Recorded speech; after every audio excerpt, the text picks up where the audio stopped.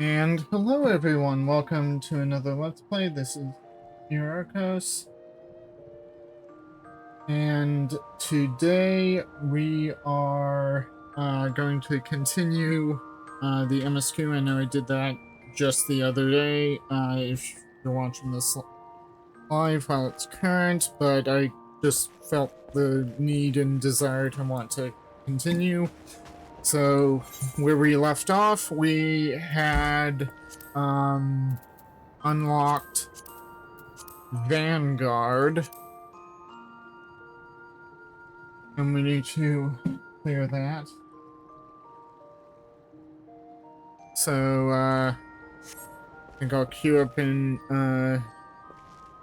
Duty Finder. I was considering Duty Support, but Duty Support is a guaranteed minimum 30 minutes thing, and I kinda don't want to do that for 30 minutes. Like, even if it still logistically takes that long, I don't want to do that. So let's queue up.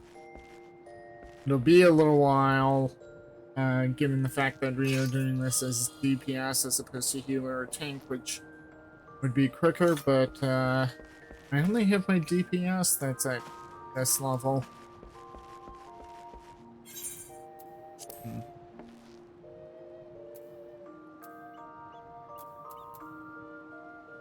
Yeah, I need to work on getting some of my other drops like tanks and healer is 96, but I have not done anything with Scholar at all. I really just level summoner. Hopefully this dungeon is better than some of the previous ones. I did like the pivot in the 95 one, where it's like, what? You know, the change in the visual aesthetic, that was certainly a good moment. Would that the MSQ kept those good moments coming, but who knows.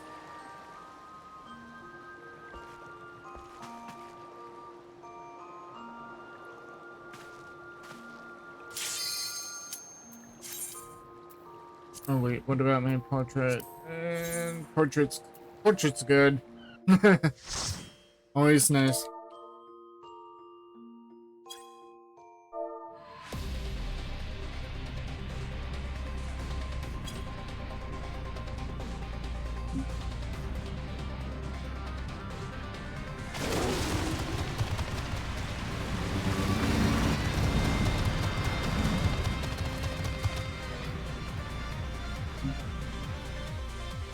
Here's hoping the rest of the MSQ keeps getting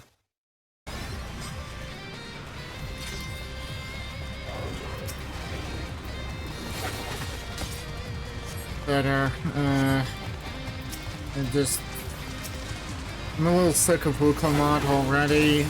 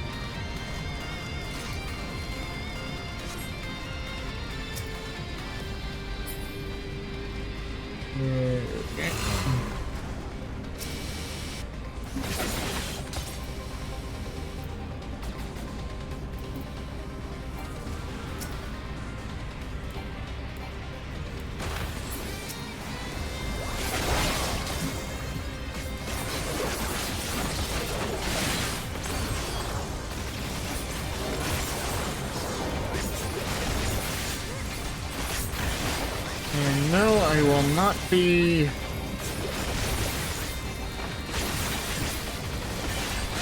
using food buffs given my past experience with food buffs while playing Dawn Trail. Save the food for my Ultron.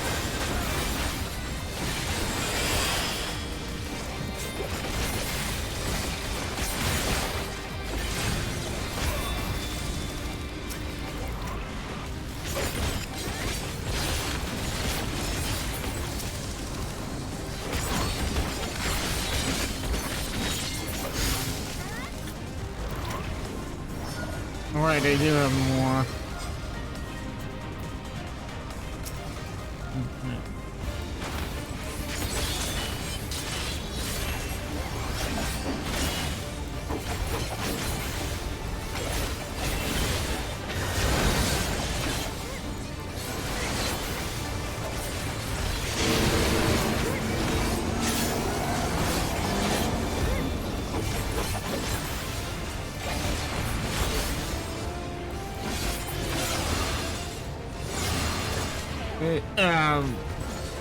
What?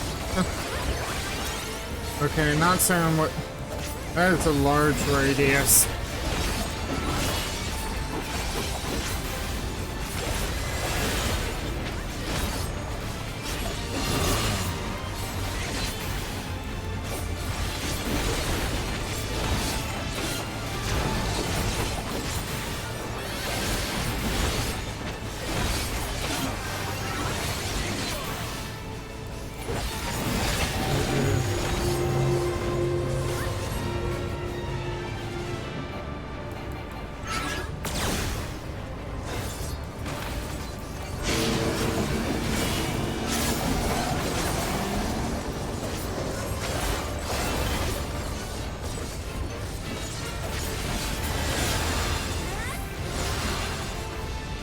Okay, that one was easier.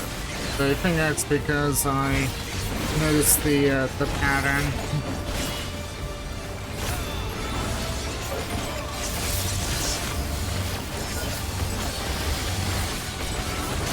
Oh.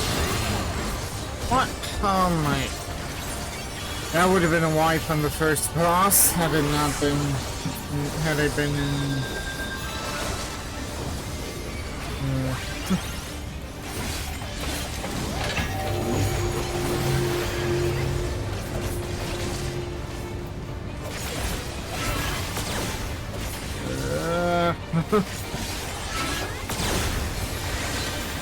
Suddenly I understand why, in Frost, and do you support the, NPCs tend not to do attacks?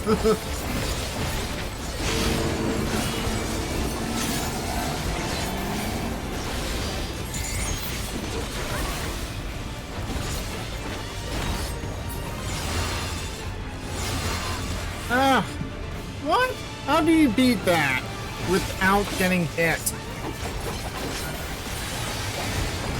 Because when it goes super wide like that, there's nowhere to stand.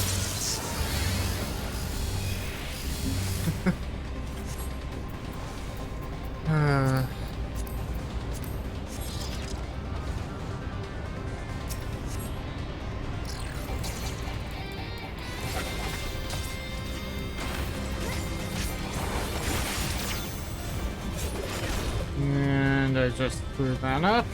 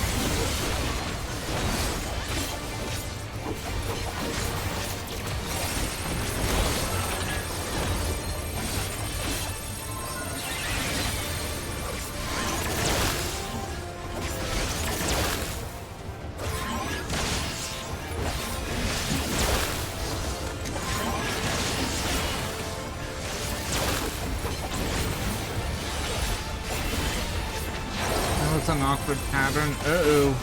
Not barrier walls. Oh boy.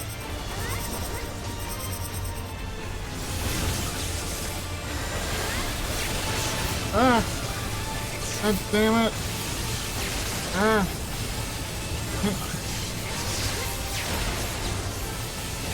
Oh! I can't!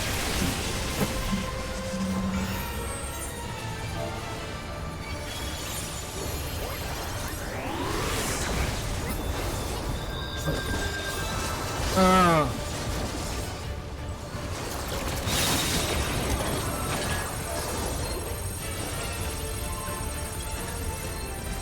And I'm gonna die again. Because I haven't been healed! Yep, I'm dead.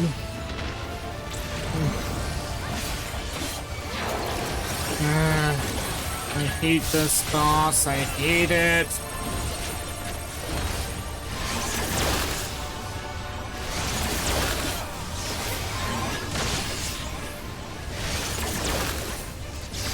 Oh.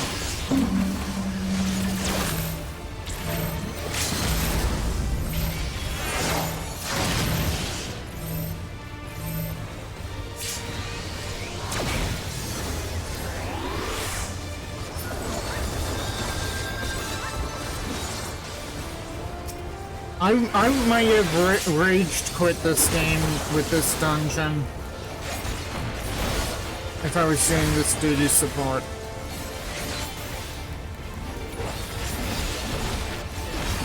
Given my skill level, I'm not gonna lie, because this is not... Oh, not again! Why am I always tagged with this?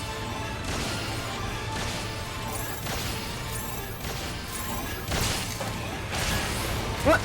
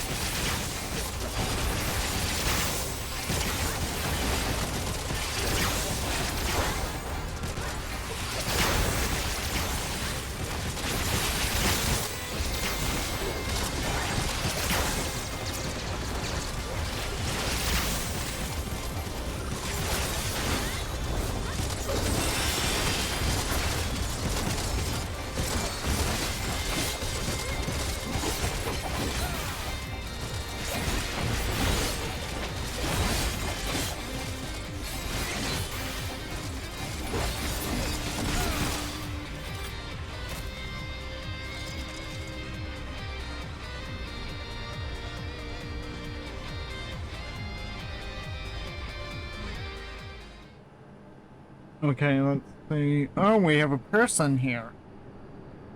Looks like a... So are these people or no? That such a serious breach should be allowed, but it ends now.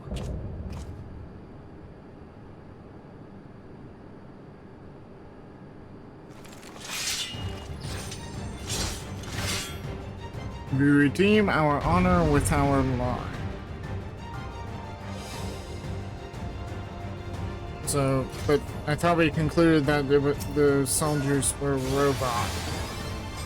I guess most of them were?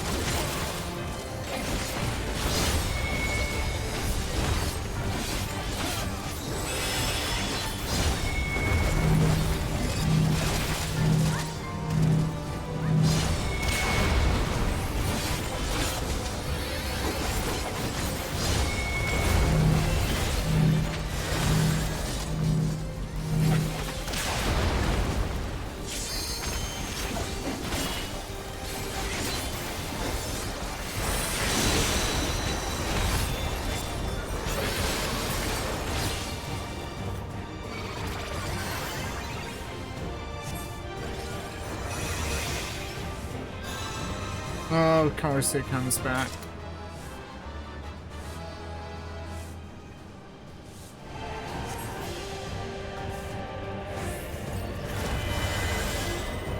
So much for my,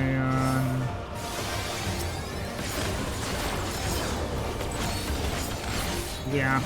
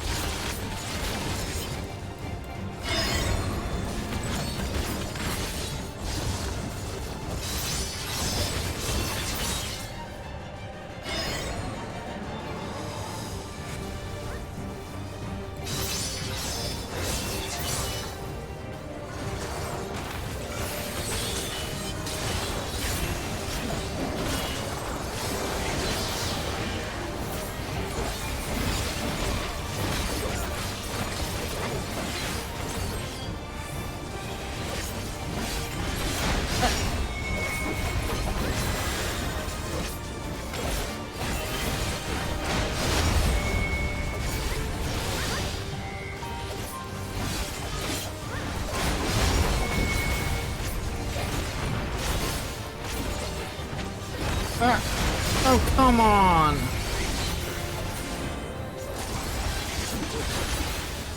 It's still... What? So which one of those is the paint and which one is the actual...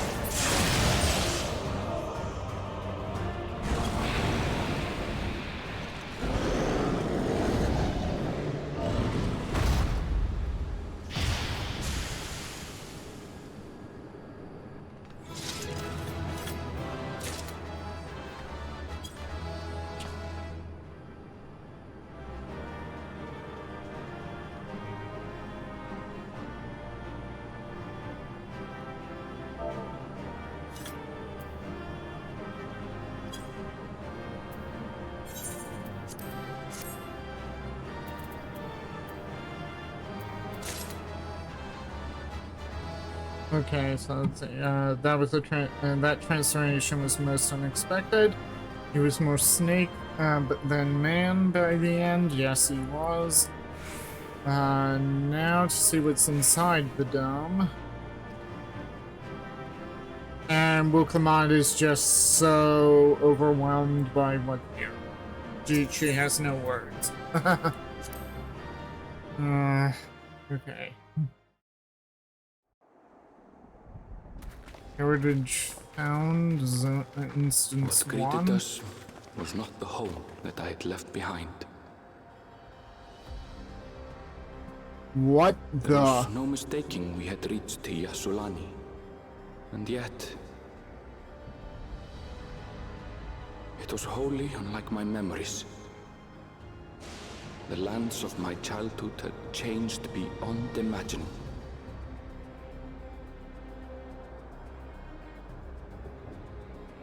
To where had I returned?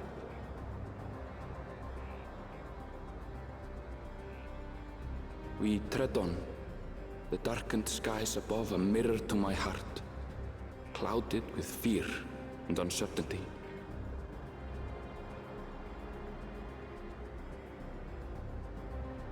How bizarre. This cannot be Yasulani, can it?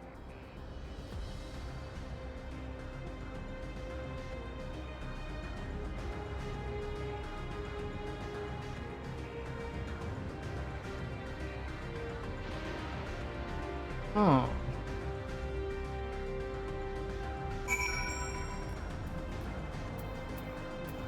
Oh my god, I did no food buffs and that basically got me almost to 98. Oh dear. I don't know what I was expecting, but it wasn't this. What happened here?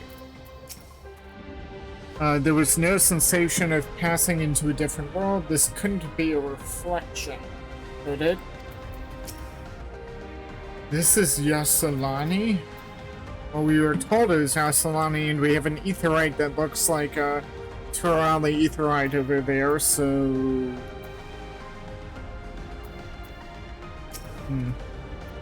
I was prepared for something strange, but this... it's like another world. I don't understand.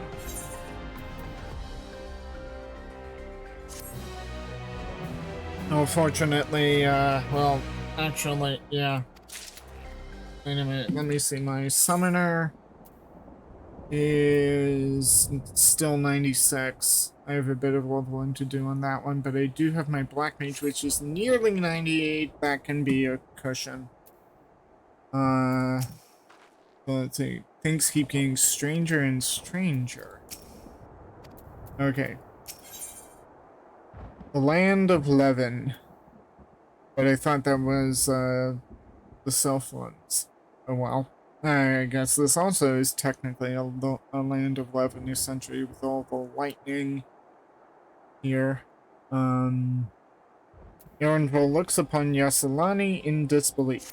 But yeah, I definitely would have rage quit with that second boss. Or maybe I would have tried it but gone slower. I don't know. Just... Is there... Those AoEs and those walls... Yeah. It doesn't make sense. Yeah, none of this does. That tower, was it always there?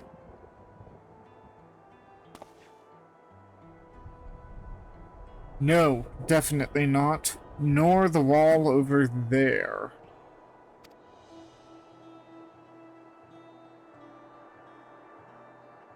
The material's not something we use in Toral. It's closer to what we saw at the gate to the Golden City, or those mechanical soldiers. Such a massive structure couldn't possibly have been built in so short a time. And I'm inclined to assume that we've been transported to another location, or perhaps another reflection, but I thought we shot that down. Well, speculation will avail us not. We need to learn more before we draw conclusions. But if we can transport to another reflection, then how is it that parts of Tural are here, like the Aetheryte, unless that also got snatched? But again, I thought we shot that down, that we are not on another reflection.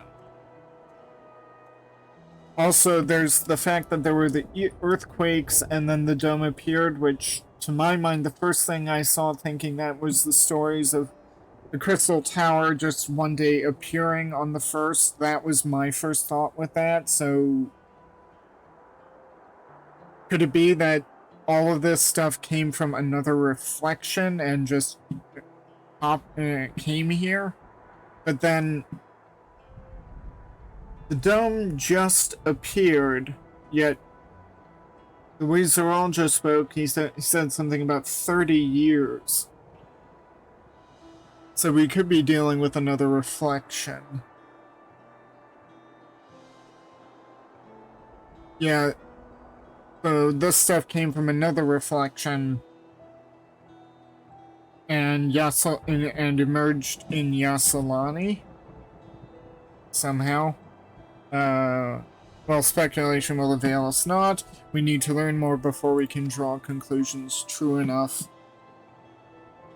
Even though it sounds like we have someone from, or some people from another reflection, hopped over somehow, bridged the interdimensional rift somehow, and arrived in the source, and just happened to be Yassilani that they were arrived in. Although, if this is anything similar to the Crystal Tower, I know I said, oh, he just said that we can't speculate until we know more, but here's the thing. In Shadowbringers, with the Crystal Tower appearing in the first, it appeared roughly where it would have been. It appeared in Lakeland, which geographically is roughly where the Crystal Tower is in the source with Mordana. So if you were to do that teleportation magic and appear, I guess you transport, you move through space, from reflection to source or source to reflection, but you have to otherwise geographically arrive at the same general location on your target world. Which means that whichever reflection this stuff is from was technically here, it just arrived at its corresponding location here on the source. Huh. That's assuming that it's a teleportation magic that did it, even though from what we saw it looks that way. Let's take a look around then.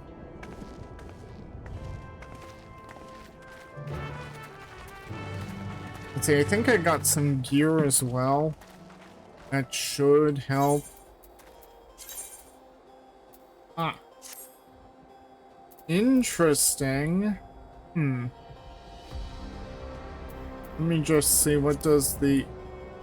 Yeah, I'm nuts. Interesting. Wait, is that like some sort of screen? I'm gonna hide the hat. It's an interesting look. It just, the visor seems to get in the way. Maybe, I don't know if it would be as annoying if I were here, but it just kind of, the cap visor doesn't really work well with the mask, so it's like one or the other. Unfortunately,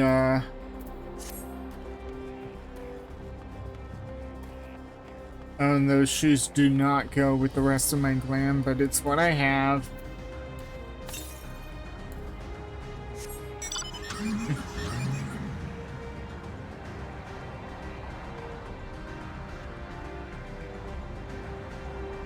Northwest.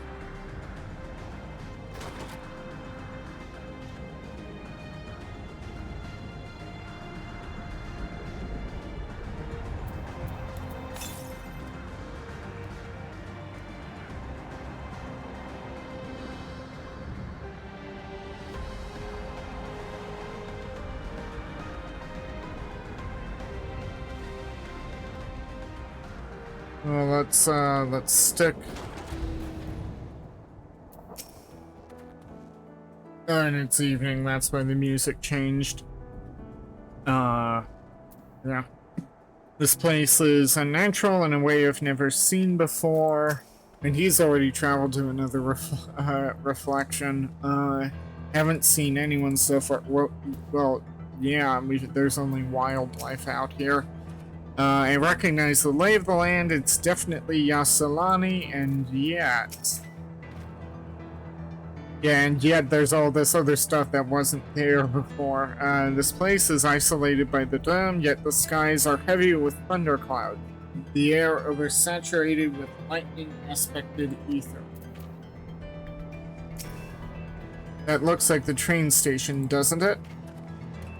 That must be Yasalani Station, where the passengers disembarked. And perhaps we'll find someone to talk to there. Let's go and investigate.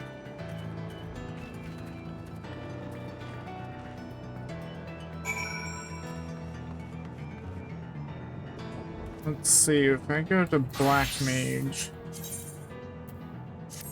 Huh. Only those... Okay, well, I'm nearly 98, but I can soak up some XP if I have to. I'd hate to have to stop MSQ level, grind, and Gaigib Sonate just to continue MSQ.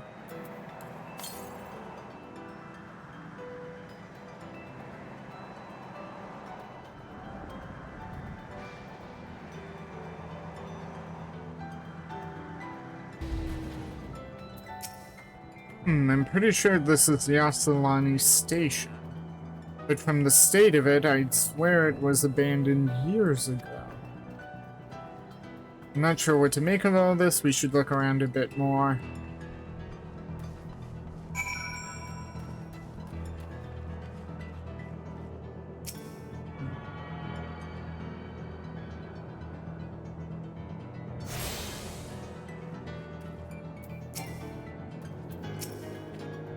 The Aetheryte is of Turali design. Yeah, what was your first clue?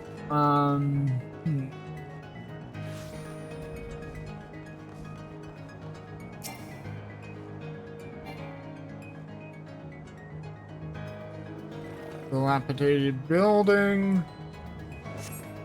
The building is a rotting husk. It has clearly been many years since anyone lived here.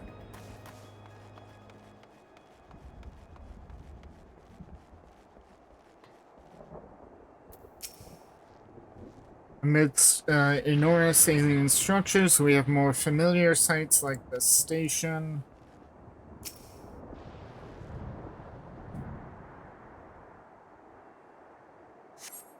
You find a train turntable. The thick layers of rust suggest it hasn't been used in years. And there's an ether current. This is a water tower for trains, isn't it? Typically, yeah. Or to, put out fires. As the case may be.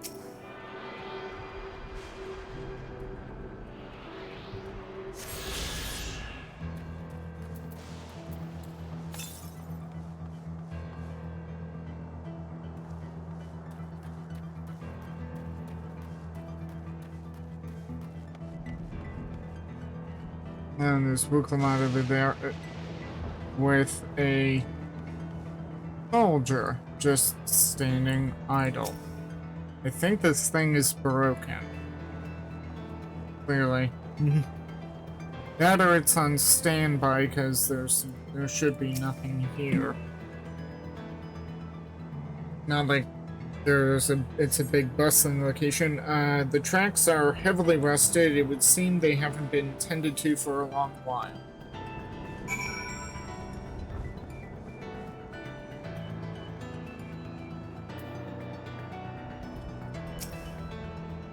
Finished poking around, have you? Let's gather everyone then. I want you all to take a look at this.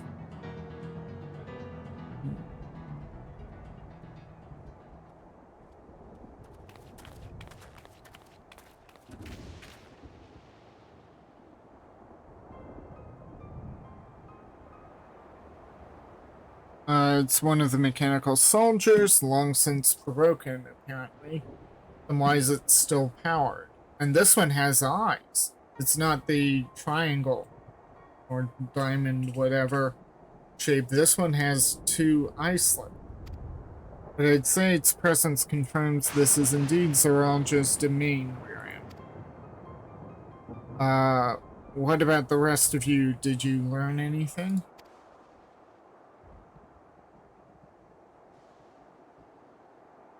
So all evidence suggests this is Yasolani's station.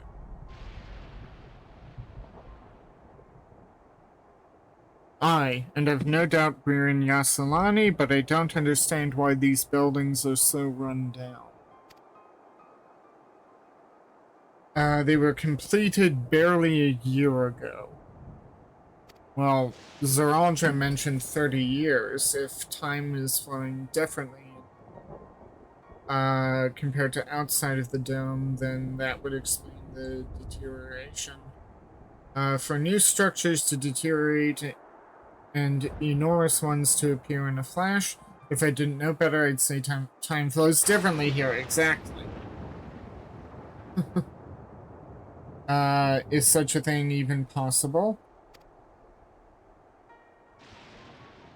We have encountered this phenomenon before, as it so happens. Though it may be difficult to believe, our world is but one of several. Okay, here's the TLDR on the reflections, which I think she brushed over. Actually, no, it was Aaronville who was just like, we're talking about reflections, blah, blah, blah. In some, okay, so, but one of several. In some respects, they are similar to one another, but in others, wholly different. We call them reflections. Simply put, the rift between dimensions causes time to flow at different paces in each world. While hours pass in one, years may have come and gone in another. But if this is Yasolani, then we should still be in the source. The flow of time should be synchronized. Yeah, but what about the 30 years Zeralja mentioned? I'm not sure I follow all this talk of reflections and dimensions. Yeah, she's a bonehead. She knows nothing. Like, she has this is flying clear over her head. Would that Kono were here. He might be able to make sense. Even if he was still kind of dumbfounded, he might be able to put the pieces together. It goes to show that we should have had Kono with us. But if Aaronville says this is Yasolani, then it must be... Your village is a little further along, right?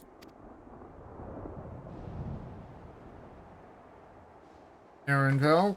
Aaronville! Yeah. Oh, yes, it's a short distance to the northwest. Let's head there next, then. Rather than talk theory, it's always better to confirm things firsthand.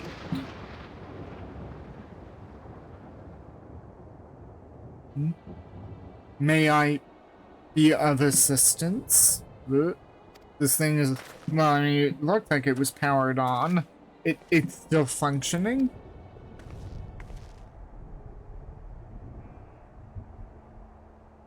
It doesn't seem to be hostile, at least. Perhaps we can ask it some questions. What can you tell us where we are?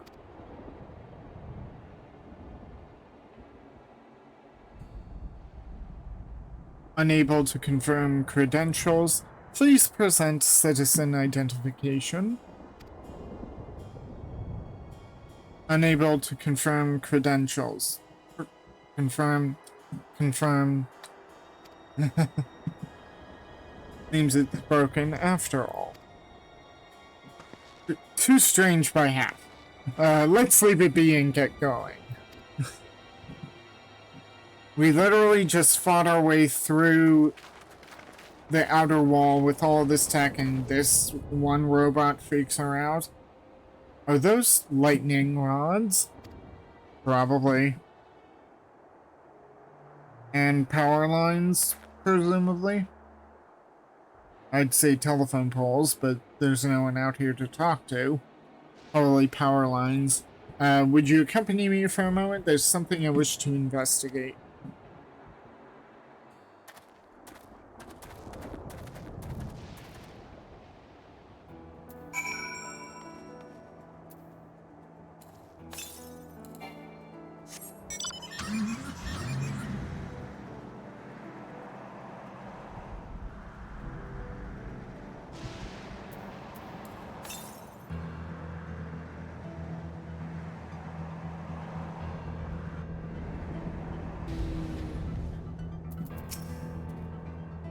Look there, the lightning appears to be drawn to those pole-shaped structures over yonder. The design suggests there's some manner of lightning rod.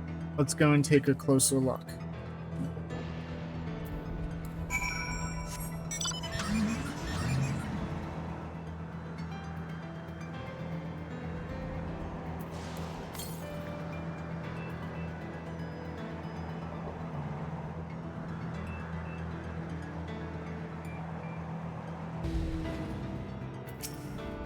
This material appears to be the same as those used in the mechanical soldiers and warships.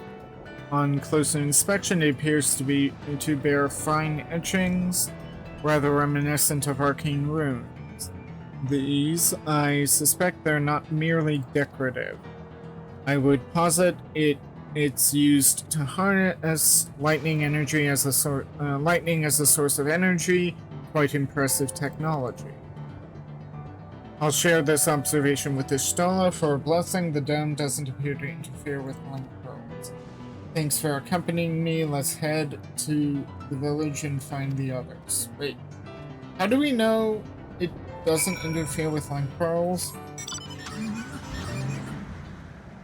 I didn't see any dialogue.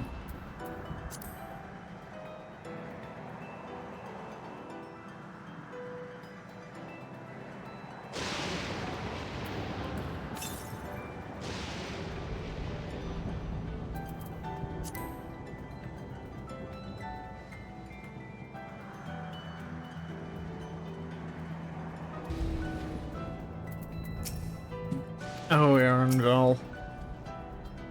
Well, this place has seen better days. Let's stay vigilant. No sign of anyone. This is Arendelle's village. Apparently. What in the world? Yeah.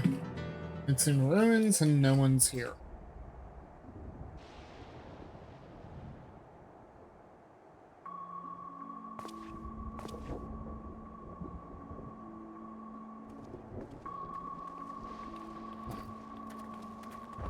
It looks like there's something off in the distance there.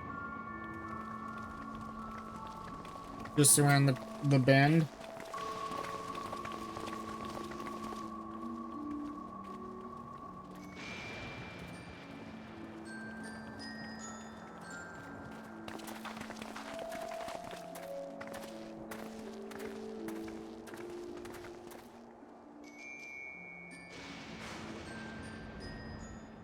My home. It's in ruins. But why? What happened here?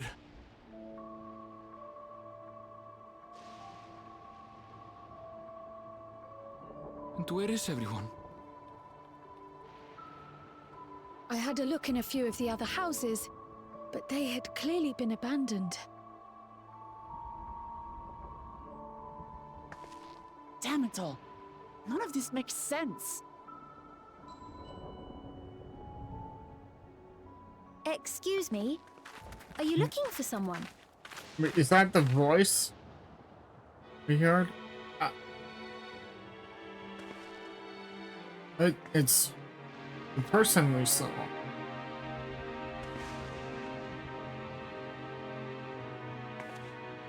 Okay.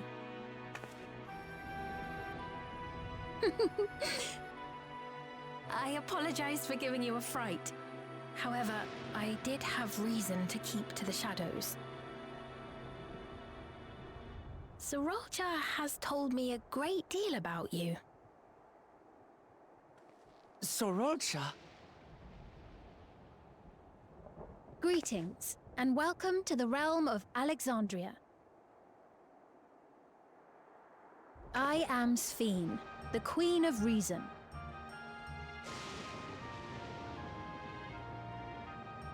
Queen of Reason? If you are the Queen of Reason, is there perhaps a... Yes, if you mean to ask if there is a King of Resolve. Sorolja holds that title, and together do we reign. So Sorolja's trying to co-opt. Then you're both behind the attack on Tuliyollal. And I doubt you're here to offer us a warm reception. No, you have it all wrong. I am not come to fight. Sorolja rules alongside me, but that is a matter of expedience. In truth, we are at odds, he and I. It is at considerable risk to myself and my people that I come before you to beg your aid. What does that script mean? Okay, I know you can't see it with the, Our aid. I'll admit I cannot imagine King Sorolja is keen to share and share alike. But if what you say is true, you're still the queen.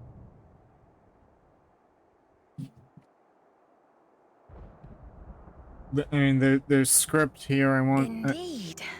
But I was once the sole ruler of Alexandria. Then why give up your power? Until one day, he appeared, bent on conquest. In my weakness, I feared his power. So I persuaded him to forego violence and strike a bargain. I would remain queen, and he would receive technology that would empower him to achieve even loftier ambitions, along with the knowledge to use it. A gamble, to be sure, but if it might spare my people... But that's not the deal they made. The deal was that If I he may, give over the key. The dome surrounding these lands was erected but recently.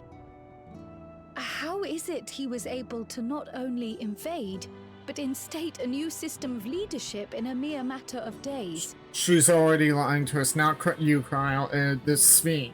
She's already lying to us, that's not the deal they made. I've never heard of your realm. And this place is, or at least was, Yasolani. The house I grew up in is still here.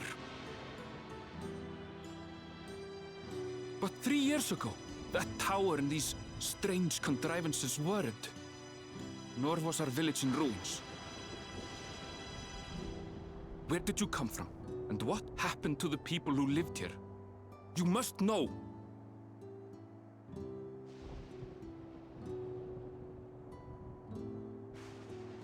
I realize how confusing this all must be.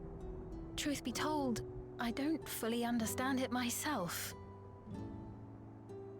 What I can say is that one day, people from your Tuliyollal suddenly appeared here in Alexandria. Or perhaps it was we who found ourselves in Tuliyollal. Until but recently, we were completely unaware of events taking place beyond the barriers surrounding our realm. Does this not remind you of the Crystal Tower? Yep. How after the 8th Umbral Calamity, we devised a means to transport the Spire across time and space from the source unto the first. This is it. This is it. Granted, this is on a much larger scale, if that is indeed what has happened. Not only the people and structures, but also the surrounding environment. Regardless, the people of Lakeland perceived the arrival of the Crystal Tower much as the Queen describes her own experience. Sudden and inexplicable. Although your arrival in the first was actually quite Well explicable. then, you appear to have a better grasp of our circumstances than we do. Indeed, more than I dared hope. In which case, a closer examination of the effects of this phenomenon may afford us more insights. Allow me to take you to the outskirts. A number of the Shatona live there as well. Perhaps your acquaintances are among them. Hold on. If we accept, there's no guarantee we're not walking into a trap. But if we're to defeat Zorolja, we need to understand how he grew so strong. Besides...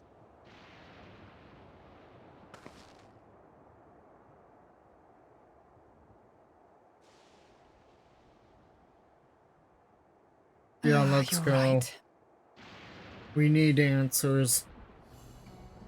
Queen Sphene, before we go, Your Majesty, I have to ask, did you really have nothing to do with the attack on Tulihiola? There's this script here that sometimes we go to see Noble a bit Wuklamart, of... shall we dispense with the formalities? I'm curious what it means. I'll not deny the soldiers and airships that attacked your people are products of Alexandria. But it was Zorolja, not we, who fashioned them into weapons of war and laid siege to Tuliolul. We? So he alone is to blame. Actually, they both are to blame. She gave him the technology. No, I may not have prosecuted this war, but I nevertheless bear responsibility for it. Perhaps. I know next to nothing about you, let alone what you've been through. So by all means, show us around. I think we'll learn a lot from meeting your people. There's even writing on her in the center of her Wonderful. back. If you would follow me. I'm really curious if anyone has actually been able to get a look at that. I take it there will be trouble if Zorolja hears of this. Isn't it a little odd for the Queen to be walking about on her lonesome?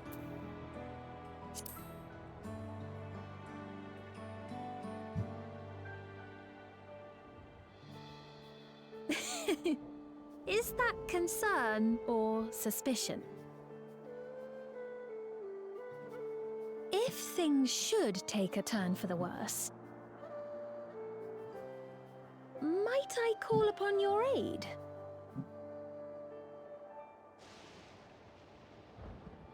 Okay. That's what we I do. jest, of course. But you do strike me as the most capable here.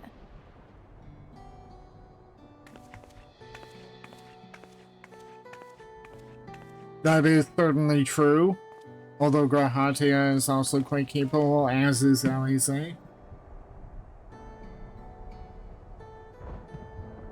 Trial is still relatively new to combat, but she can hold her own.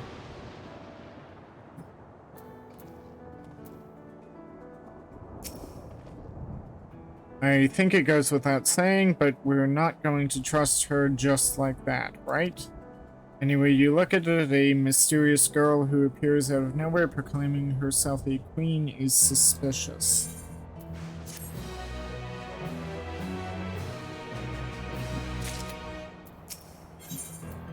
A royal welcome. Alize is inclined to keep a close eye on the queen.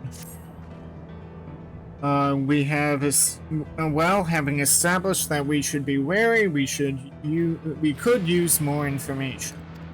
So let's head to this place, the outskirts, and see what we can learn, perhaps about Sphene as well.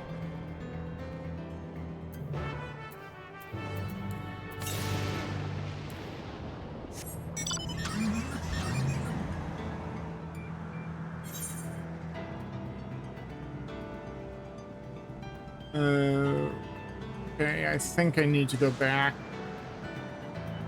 Because it said due west, so it's either somewhere over here or it could be up there, since this is a higher elevation based off of this incline here.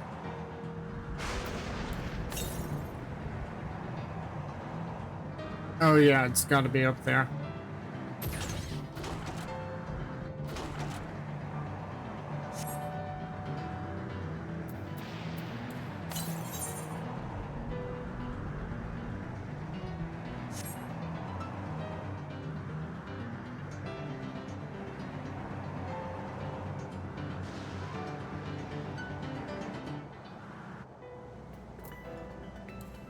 Let me see if I can go over to Summoner.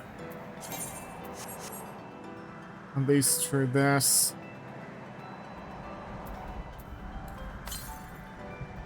Northwest. Wait. There is more.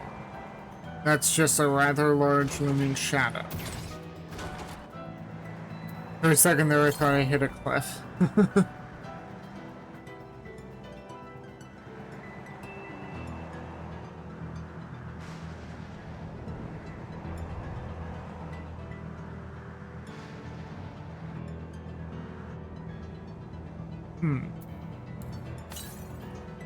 Northeast. Ah, there it is. I had a feeling it was there. Should be able to jump down.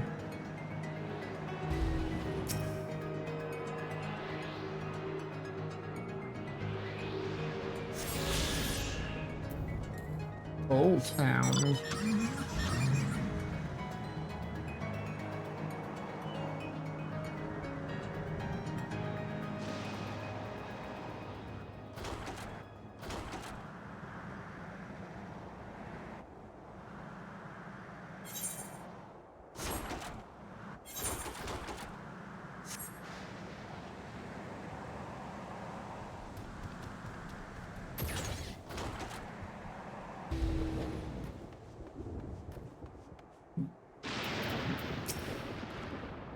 It's a relief to see the people here are well, at least. A most unusual find, but the produce appears normal enough. Have you ever seen such strange contraptions? I wonder what this one is used for. It's agriculture. It's a... I mean, you look at it, it's essentially a giant sprinkler. In any event, I'm sure we'll be told. I suppose Alexander Grahatia, what do you have to say? The innovations of Alexandria are nothing short of extraordinary. Those brick buildings, I've seen their like before, though I cannot remember where.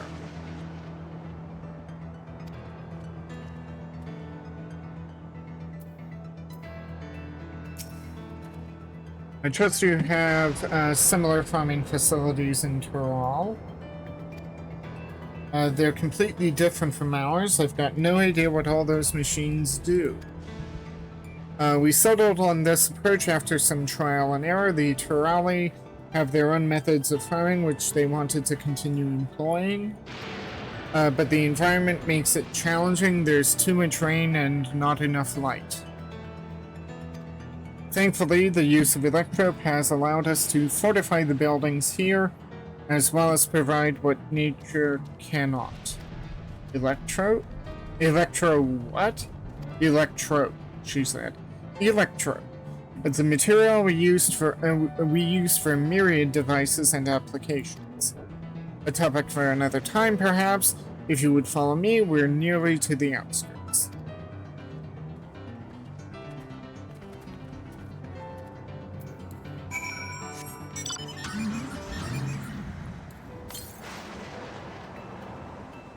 Engine for Elms West, that's clearly somewhere over here.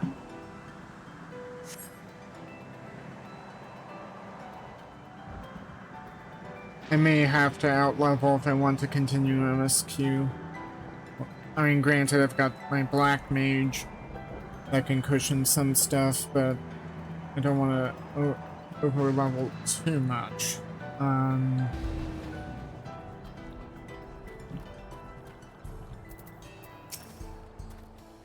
This is Tanawaltan village, or at least it was before the dome and these strange contraptions. I'll admit I've seen nothing particularly suspicious yet. It's fascinating how they've combined traditional bricklaying with electro-based engineering, a curious blending of two cultures. True enough. It's a rather lively settlement, isn't it? In defiance of this ceaseless gloom, almost.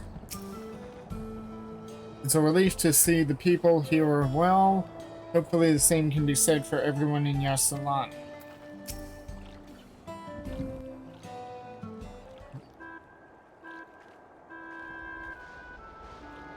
Here we are.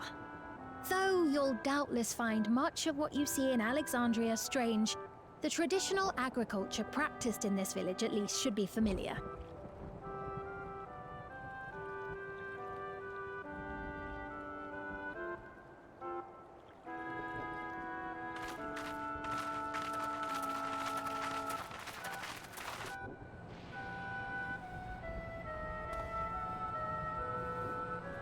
Queen's Fiend?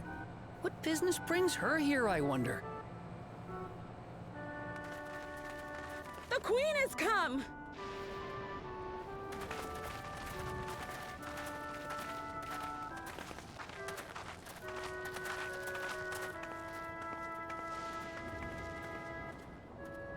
You look well, Paquine.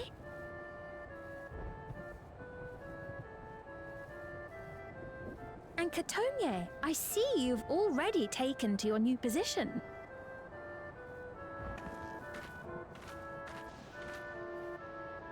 When she introduced herself as queen, I was expecting someone colder. Honestly, she reminds me of you, Lamachi. Me? It's only natural for a ruler to love her people. And I should like to know them as best I can, even the most trifling details. The more you come to know them, the more you grow to love them. Who they are and what they've built. That's it. Beautifully put.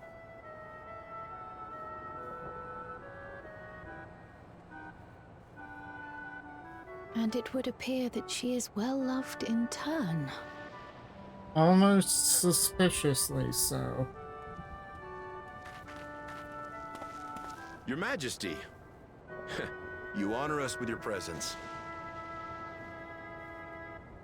And who are these fine people? Tuliolo's vow of resolve, Wuk-Lamat, and her companions. They come from beyond the barrier, but you needn't worry. They are good people and are to be treated as my honored guests. The rumors of a link to the outside are true, then. Wuk-Lamat is still so young. Where are my manners? I am Papone, a leader of sorts of the people living out here. Papone? That is a Tonawaktan ring to it. Right you are. I take it you hail from this region as well? Teshpiani, perhaps? Yes, I do. I don't suppose you know a woman by the name of Kafkiwa? It is Kakiwa. Kafkiwa? So that was the pronunciation. I'm afraid I'm not sure if I've ever met someone with that name. Oh. Mother isn't here. But it's a relief to know at least some of the people of Yassilani are alive and well. Your mother, you say? Now that you mention it, I do see the resemblance. Did she know? You know my mother? I do. Yes. You know, like, Then what tell me, is all please, this? Where is she?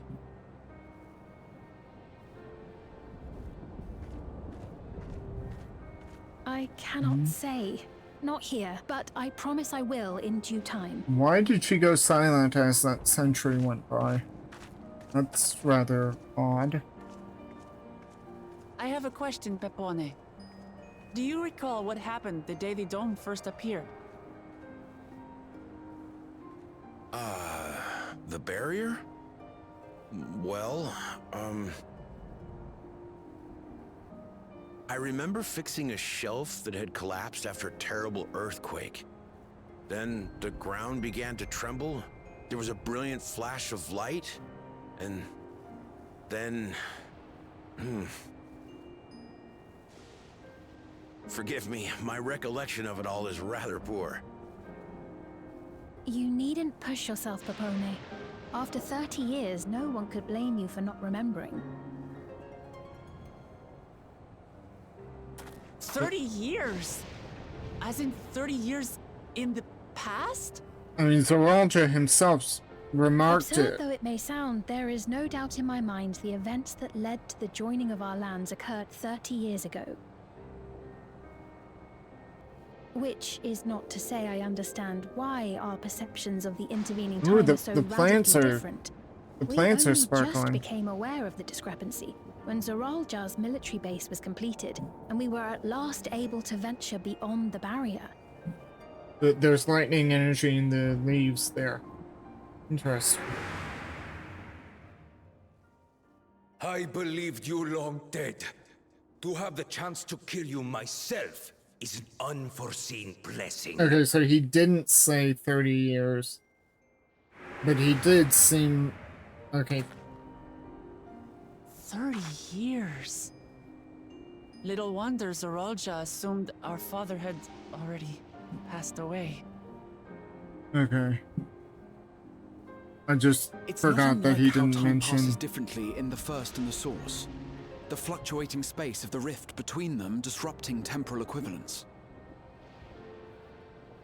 Perhaps the same holds true here, and time flowed faster within the dome. Meaning, this is a piece of another reflection. Do you suppose time is still passing faster in here? Ooh, both of these are good options. But let's think about this. We've already confirmed thoroughly that we are in Yasulani, which means we're still part of the source. Like, we literally walked through. So I doubt, even though this is the most immediate thing, I doubt that we're on another reflection proper.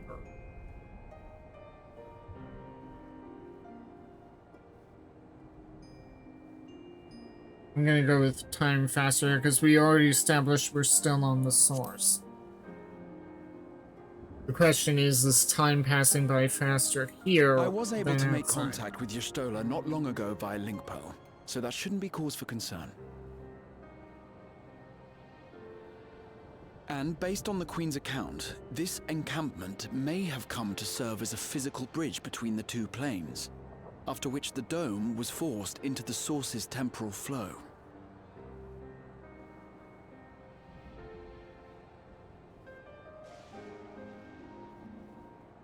If we're to be certain of anything, we need more information. Sveen, would it be all right if we had a look around and spoke with the townspeople? By all means. Time to see what we can see of Alexandria, then.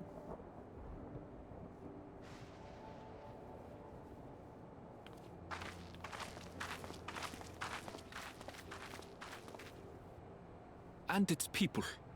I may yet find familiar faces among the survivors from Yasulani. Even if I don't understand the half of it, I would learn more of this place before we confront Zoralja. Perhaps you'd care to see how we make our living. Wait, Though we did have they... always prided ourselves on the use of traditional Tonawatan farming methods, the use of electro-fueled technologies has led to countless agricultural innovations. I would join you as well. Ma'am, please, you needn't trouble yourself. It's no trouble at all. And I promise not to cause any manner of distraction. Reassuring words, or they would be had I not heard them countless times before. Very well, but do be careful. Of course. I shall proceed with the utmost care. Now then, if you two would follow me, we can begin the tour.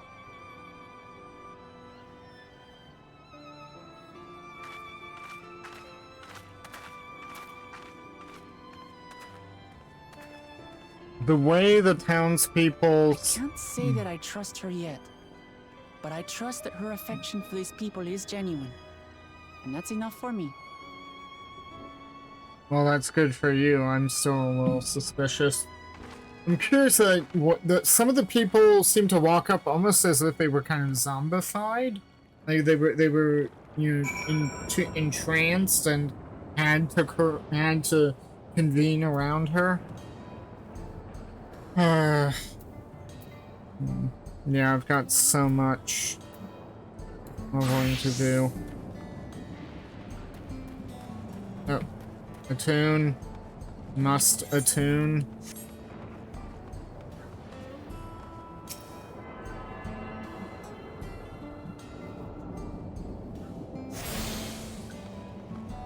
Oh, forecast terminal. Is this like the weather? Ah, so it is that. Curious. I guess that's the wind, you know, you have the wind gauge. You have 2 wind gauges by the looks of it. Huh. That's a curious. Okay. Vendor, junk monger.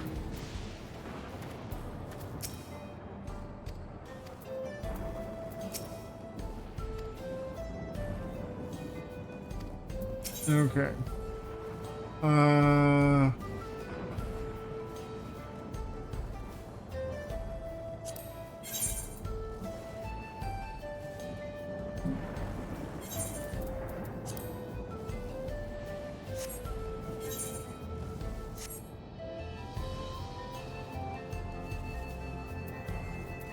Oh, I got 51,000 gil for a tool.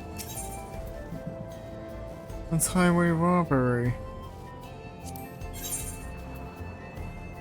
And the same level 96 gear that I already got.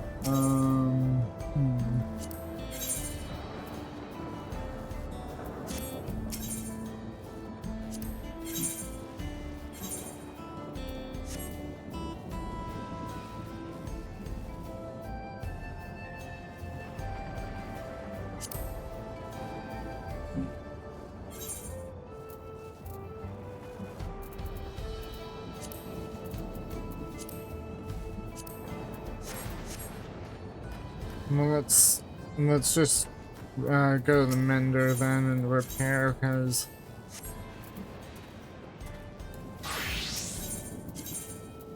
I could certainly use the repair.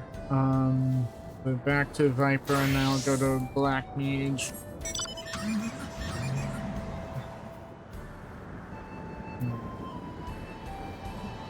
Because I am curious. Hang on. South, which would be somewhere here, I'm guessing. Electric Strike, unattuned. Huh.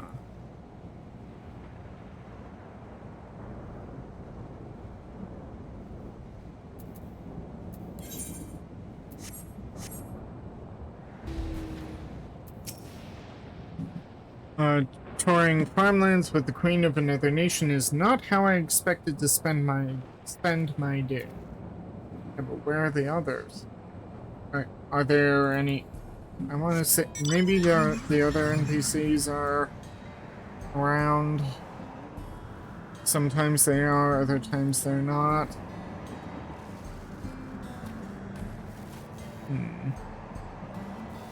I really wish I could spend more time with the others. They keep sending them away and leaving me with Ultramod. I really want a break from her.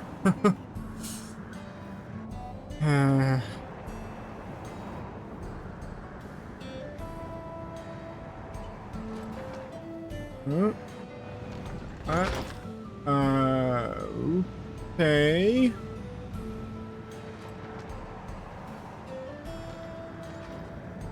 So you can enter some of the buildings, but not all of them.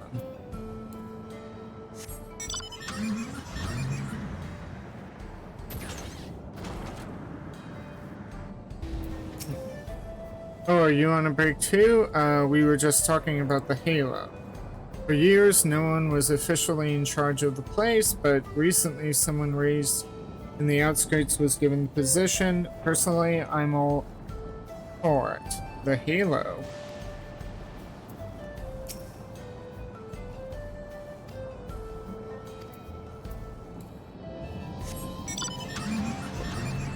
What Halo? Are you talking about the dome? Huh.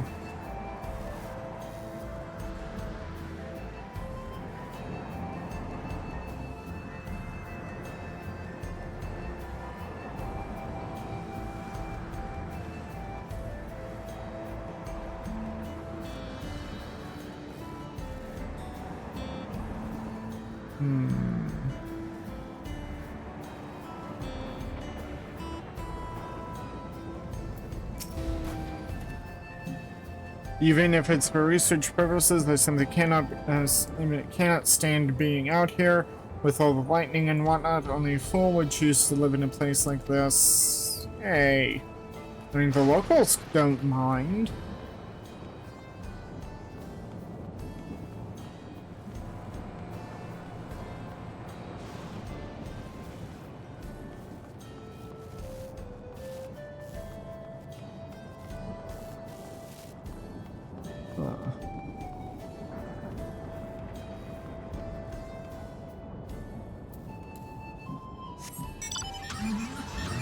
I mean, I'd call this magic attack, but it sounds more like it's pure attack, which makes it an interesting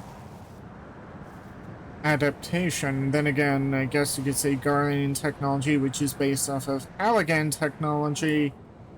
Allegan magic, Garlean magic attack, which is based off of Allegan technology or magic attack, kind of operates in the same way.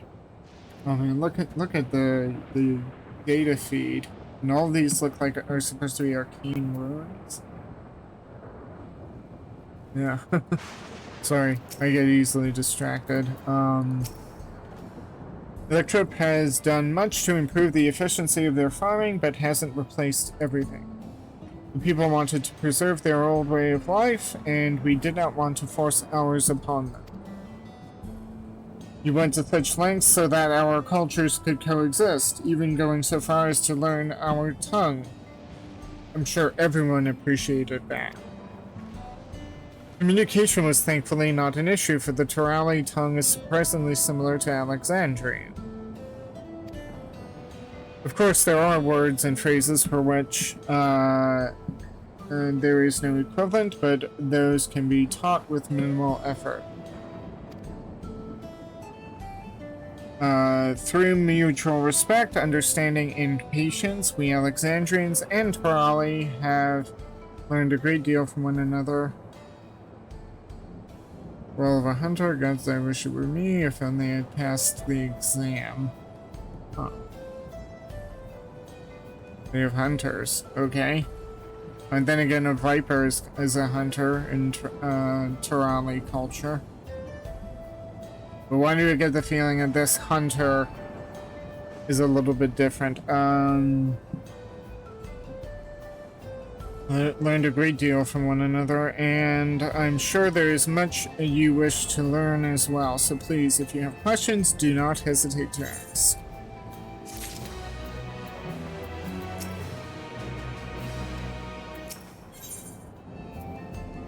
Sven is eager to show you around.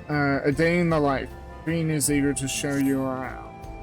Rather than bore you with lengthy explanations, let us head back to the farm we passed earlier. Yupe's Halo it is called. We can speak with one of the farmers when we arrive. I guess we're off to Yupe's Halo. Is that the Halo that I was talking about? Oh, okay. And now the gemstone vendor's available. Let's go back and grab that.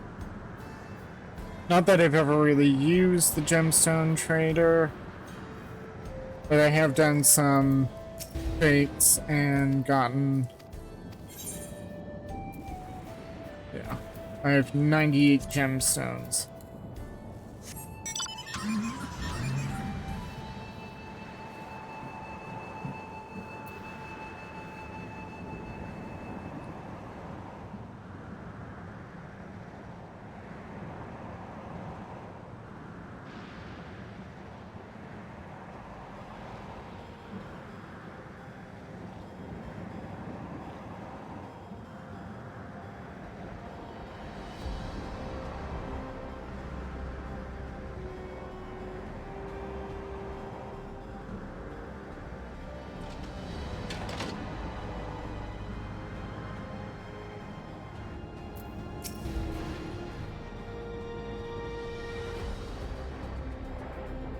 Here we are. I'm sure you'll learn a great deal from the workers here.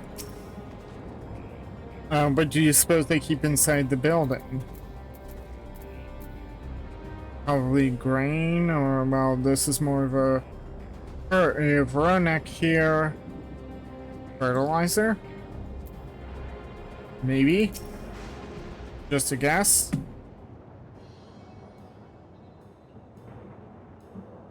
Allow me to introduce you to Mahusa, one of the most experienced farmhands in all of Alexandria. She's well versed in myriad farming techniques. Indeed, the wealth of knowledge she has shared with the other farmers is what has allowed this place to flourish. Queen Sphene, to what do I owe this sudden shower of praise? My apologies for the interruption. I am come with guests from beyond the barrier. They wish to learn more of Alexandria, and so I invited them to see how our crops are grown. I do hope that's alright. So, the rumors of visitors from the outside were true. What manner of hosts would we be to deny them a look around, and I gather your majesty also intends to check on things here. They're all wearing the same head thing. You know me too well, except for her. That's a curious thing. Except for Sphene.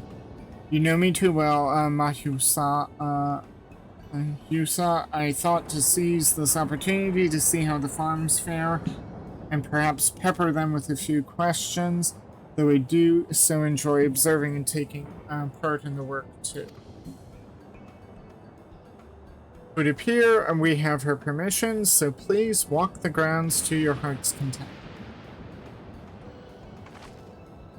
You go on ahead, I'll keep Sphene company. Oh, I'm actually getting a break from report. Thank you. Don't misunderstand, I'm not the suspicious type, but given our positions, it would make sense for us to go around together. Wouldn't you say? A fair point, but be sure not to let me out of your sight. Okay.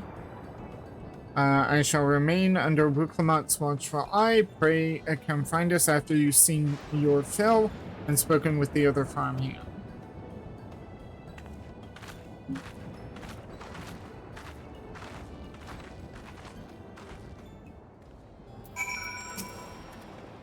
Our duties here are quite varied, despite being merely a farmer.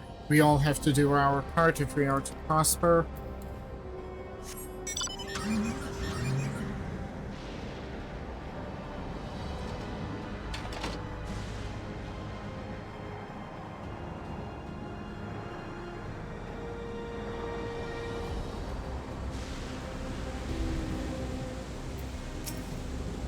Light levels appear to be fine. As for the power source... You wish to know about my job? I tend to the fields, mostly watering the crops, keeping the soil fertile, and so on. It admittedly took some time until I fully understood how best to carry out my duties. I also manage the lamps we use in the fields. We do our best to keep everything up to code, but should they ever start to malfunction, it's up to me to fix them. The land and sky being what they are, ensuring a rich harvest makes for constant work, but honestly, I enjoy how involved the process is. With my parents being Alexandrian, I didn't grow up knowing much of anything about farming. Every day is an opportunity to learn and grow. Also, this person was not from the exterior settlement. Let's see, anything else? If you should ever take an interest in farming, I'd be more than happy to teach you what I know. Okay?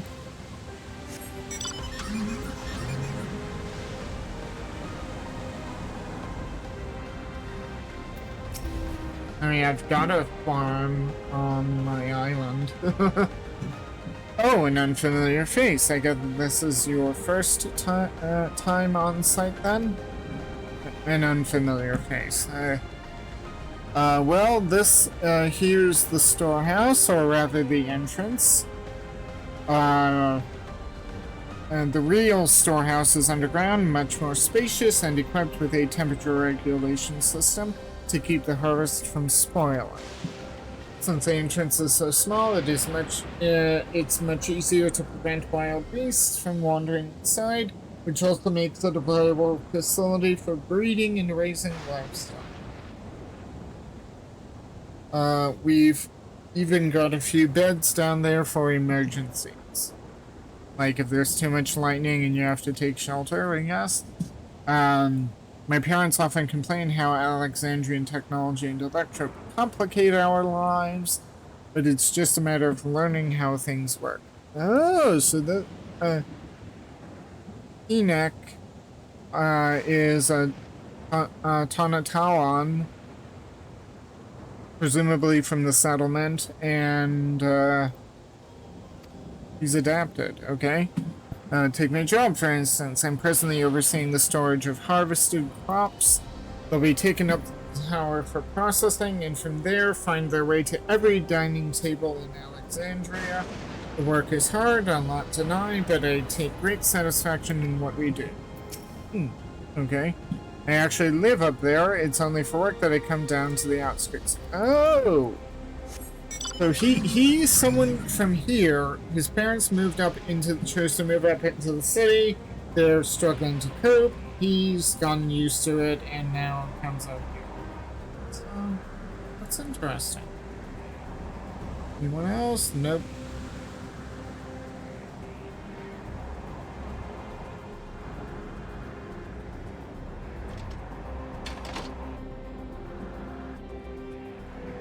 Dodos.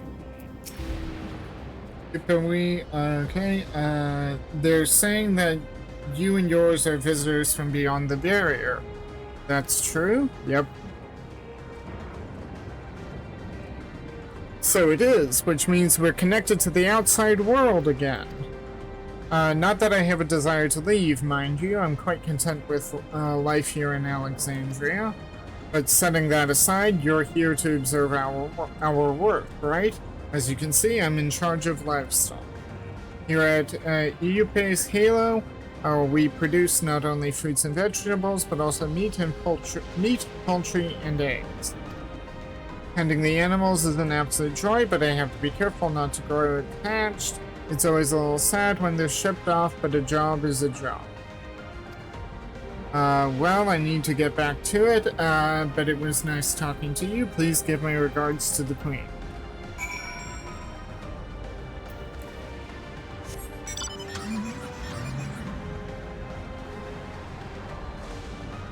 So you did, was that the last thing? Perhaps later you could tell me more of what the world is like, beyond the barrier.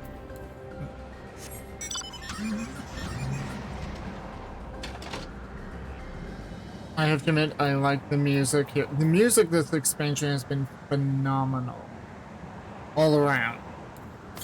And whatever problems I may have narratively with the MSQ, I will not begrudge the music. Soken, as always, is amazing.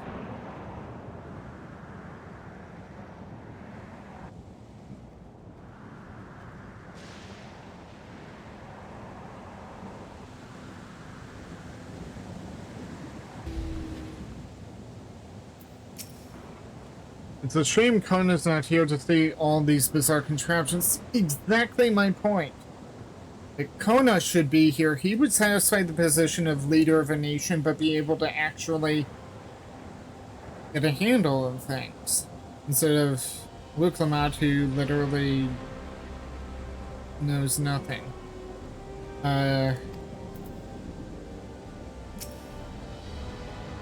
I see. Don't be too hard on yourself. Anyone would have been hard-pressed to deal with such a thing.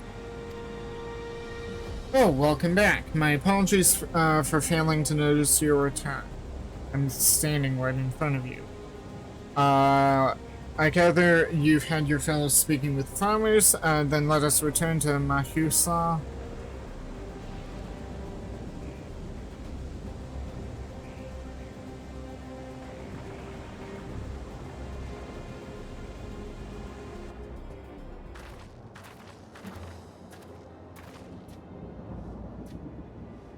Well, what are your impressions of the farm?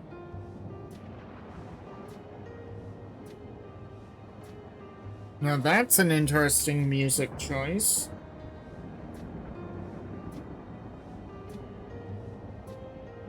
I would have expected this Fiend theme. I'm calling it that until I know what it is. You know, just the quaintness factor one. This is far more laid back and chill, which I guess tonally seems appropriate at this point. Everything was surprisingly normal. I was amazed that everyone loves their work. Electrop is quite impressive.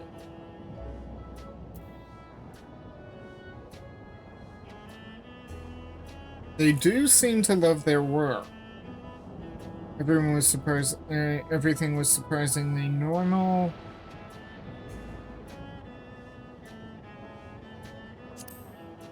I like the technology aspect here. So it was the electrop that caught your eye. That's only natural, I suppose, if you come from a place without it. Still, you only seem mildly impressed. This leads me to believe you have experience with even more marvelous technology. Yes, sadly, that is true. I'd love to hear your tales one day.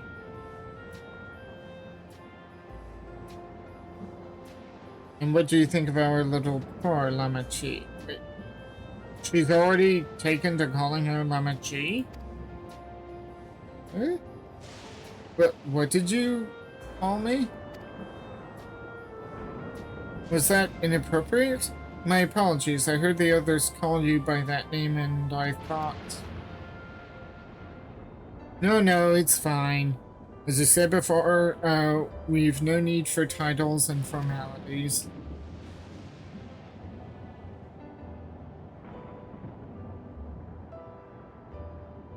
As for my thoughts, I was very impressed that machines could be used to overcome so harsh an environment is amazing.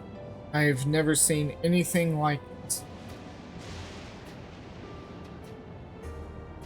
The feeling is understandable indeed. Many still find the machinery behind me baffling.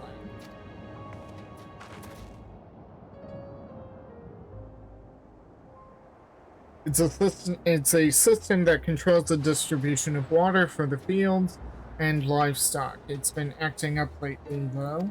Uh-oh. Acting up, you say?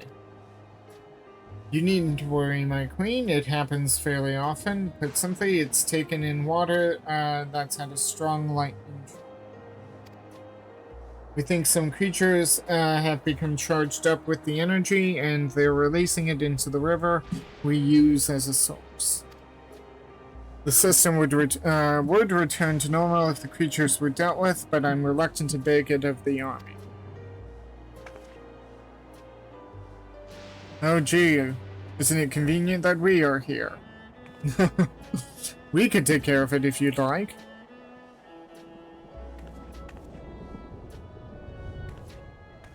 That is most gracious of you to offer, but it is much too dangerous. Oh, it's no trouble for the vow of resolve to the Yolal. Regardless of how the relationship between our nations may develop, if there are people in need, I want to help. Simple as that. And Myrokos is even stronger than I am. It shouldn't take us long at all. Yep. Then very well, I gratefully accept. But please take all care.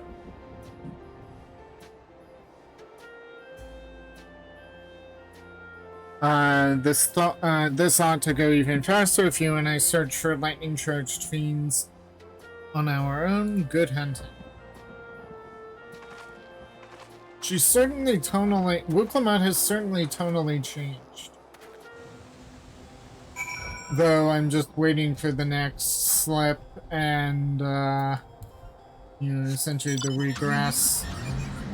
Oh. Sorry for dragging you into our troubles. If it seems too dangerous, don't hesitate to retreat. I do not doubt your strength, but please be careful.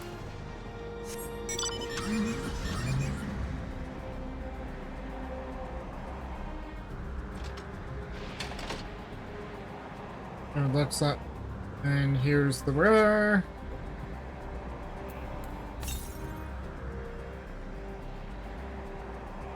Yeah, we have a giant wall here.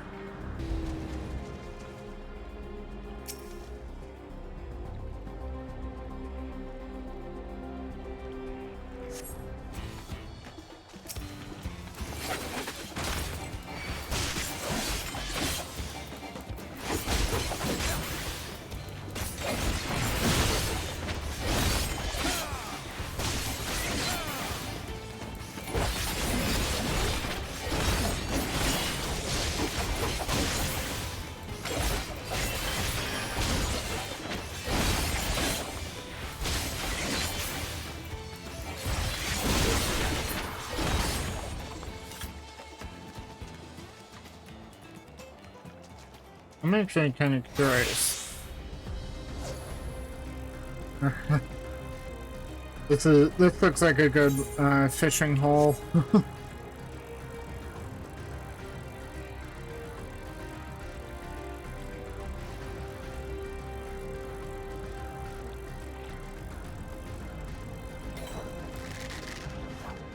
Oh, two. No. Yeah, let's try that again.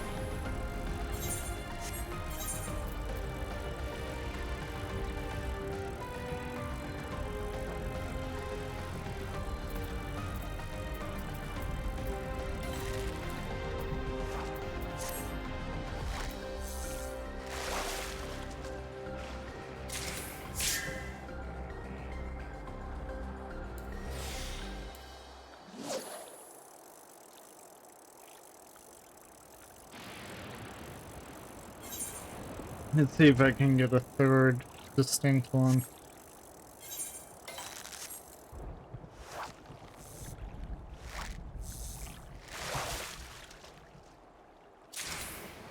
Nope. Okay.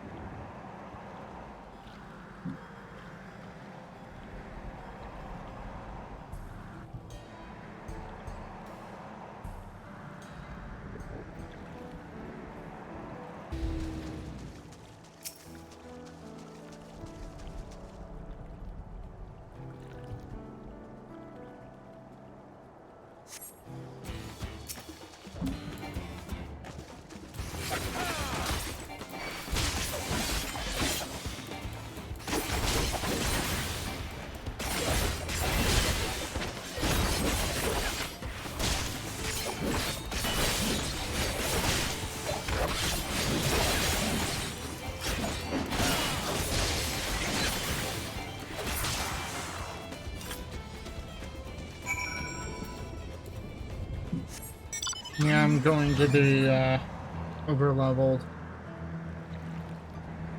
Like, this one's going to get me to 98. Probably still have a ton of 97 to do.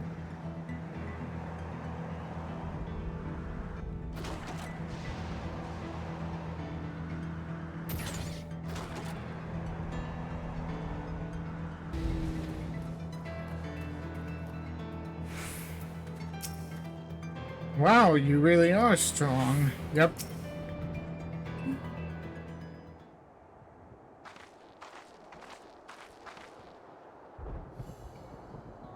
Ah, you're both alright. Thank goodness. You really needn't have worried so much. We barely broke a sweat dealing with the fiends. They're all gone now. Of course I was worried. You're my dear guests. But thank you. We truly appreciate this. Indeed, with this, we won't have to ask Zoraldra's machines for help. Why is that a problem? He's been making a concerted effort to bolster his forces, sparing but a fraction for the people's protection. Isn't that kind of negligent?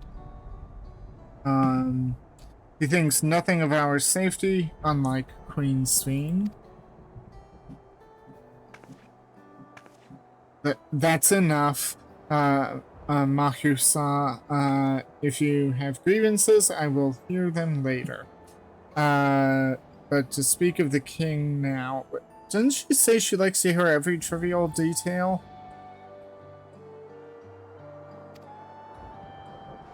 So it must have been she didn't like the poor talk of Zoraldra. No, she's right. He's never been one to look after his people.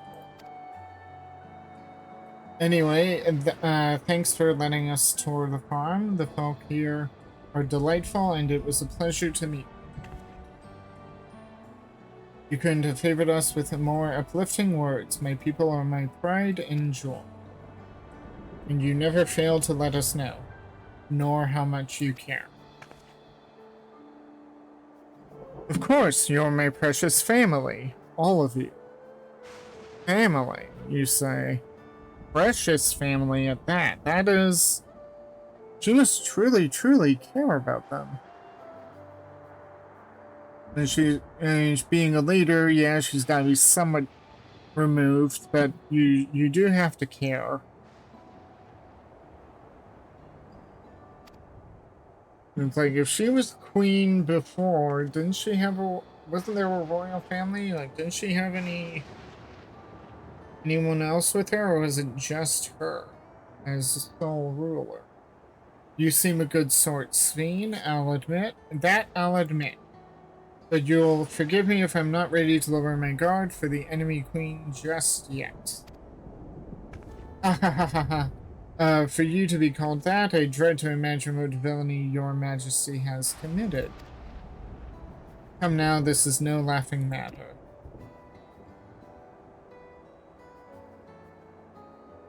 A ruler is responsible for the welfare of countless lives, and one wrong decision can lead to untold suffering. Failure is unconscionable.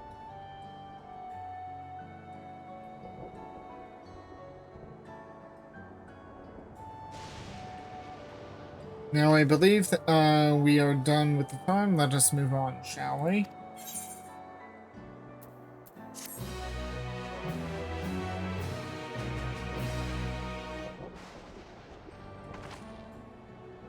Oh, it didn't ding? I didn't... Oh, there it is.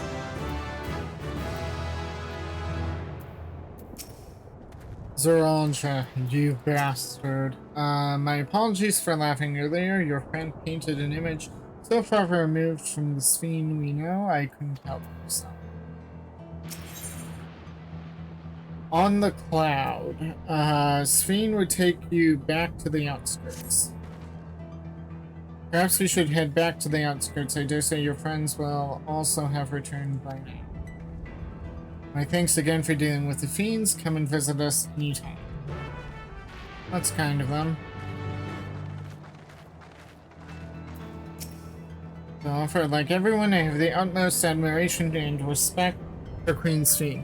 It is a little embarrassing to say such things to her in person, though. Okay, you know what? I think what I will do is I will, oh yeah, I have yet to ding, I'm going to ding 98 with this one, but at least I have this to eat up the, so yeah, I'll go Black Mage for this one. I'm glad I stopped leveling this, so I at least have,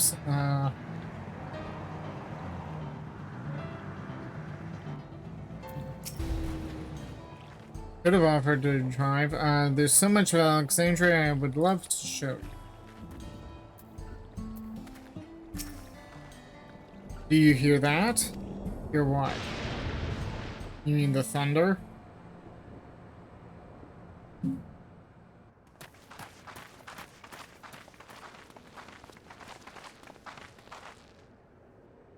What's happening over there? It's nearly time.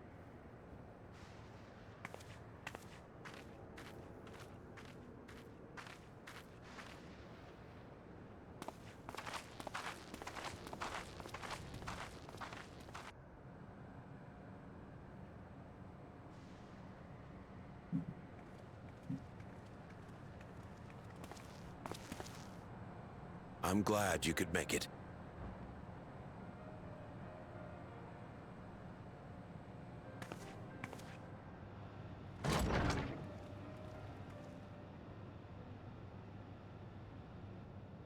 Are you with us? Where is that? Queen Sphene has come to see you.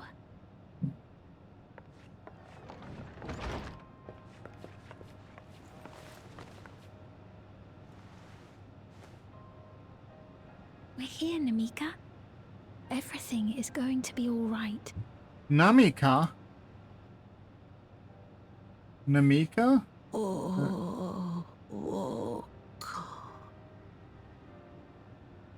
What's the matter, dear?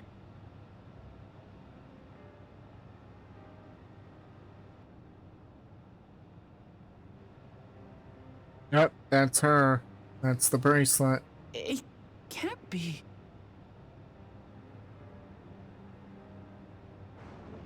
That's the bangle I gave to Namika. You know her? Of course I know her. She was like a mother to me. I see.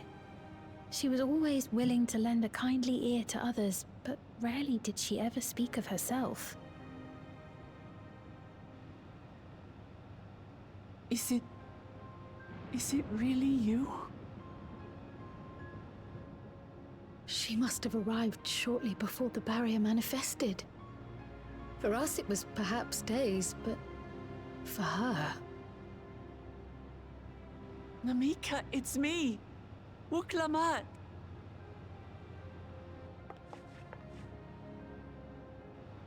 I'm afraid her time with us is nearly at an end.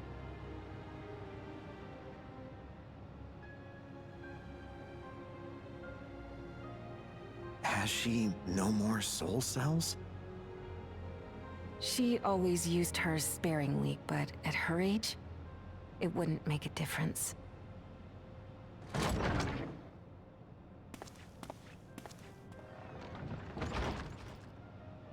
Ma'am, the ushers have arrived.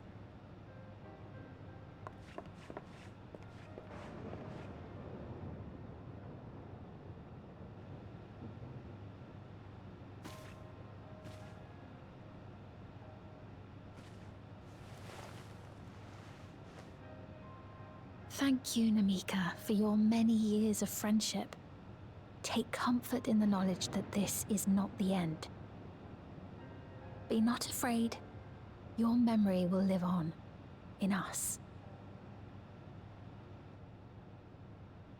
Living on in memory. The Giants share a similar belief.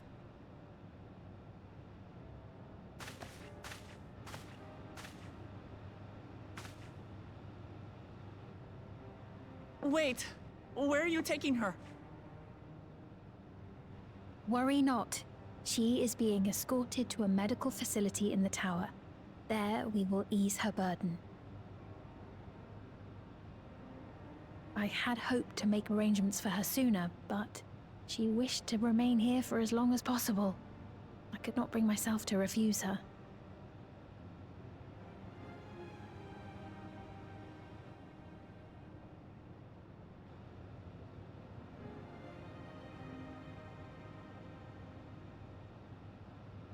Is there any way I might stay with her for a little while longer? We may not share the same blood, but she was my mother. Please.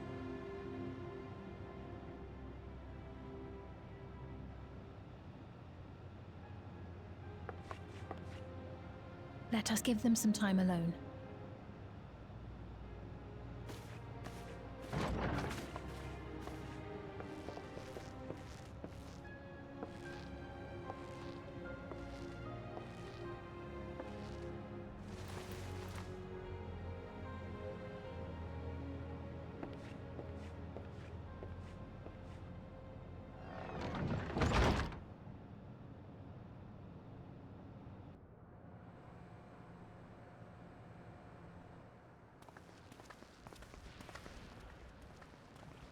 She didn't speak, but I'm grateful that I could be with her at the end.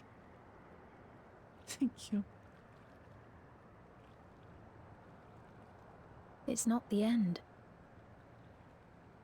Hmm? Oh, nothing. I was just thinking that we have much to discuss. Where shall we begin? With what we can be reasonably certain of, perhaps. Between what we have witnessed and the testimony of Alexandria's inhabitants, it's safe to say that two distinct lands have indeed become one. What's more, having met Namika, there is no denying the divergence in the passage of time. Taken together, these phenomena strongly suggest that some manner of cross-rift displacement has occurred. Specifically, the displacement of Alexandria from another reflection to the source. It does seem the most likely explanation.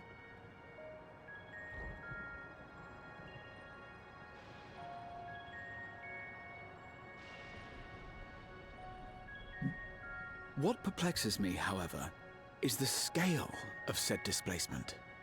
It far exceeds what could conceivably be achieved with a Void Gate, or even with the Crystal Tower. In essence, we are dealing with a localized instance of dimensional compression. The Ascians would no doubt liken it to a rejoining.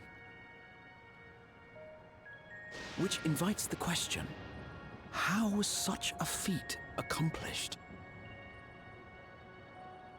I wish that I had an answer for you, but this talk of reflections and dimensions is well beyond my understanding. I can only tell you that we lived peacefully under the barrier's protection for many, many years, until the day that peace was suddenly broken. If I may clarify, the barrier predates Alexandria's displacement.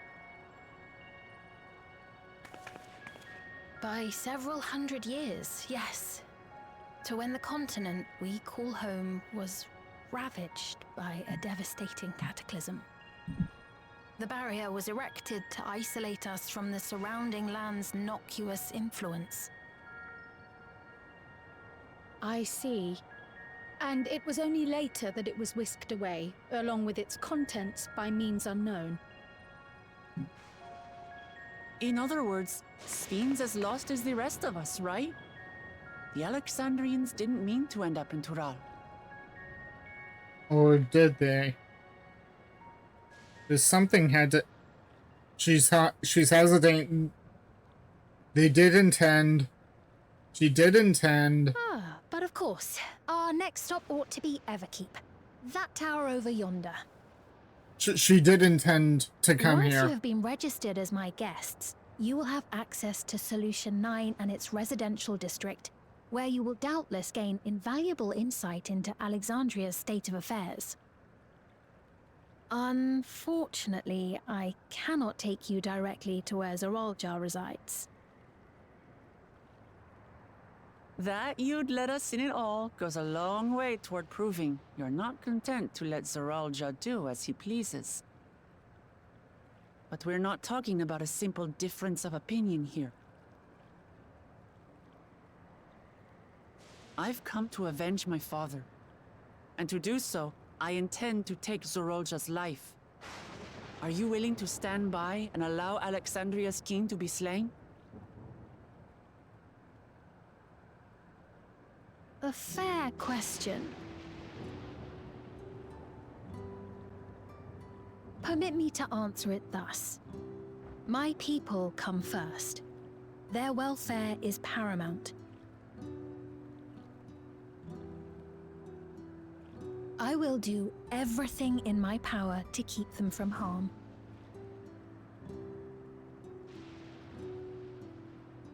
It is a ruler's duty.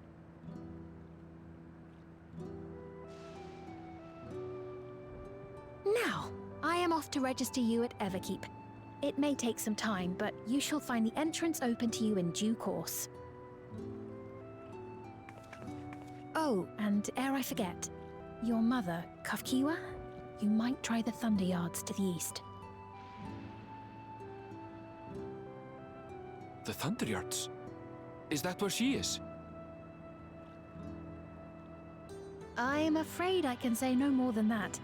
Make for the Thunder Yards, and all will be made clear.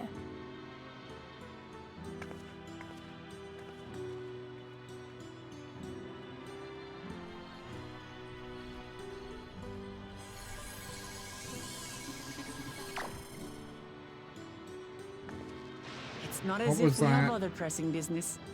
Not until we can get into this Everkeep, anyway. Thank you for earlier. And for being a friend to Namika these past 30 years. It means a lot to me.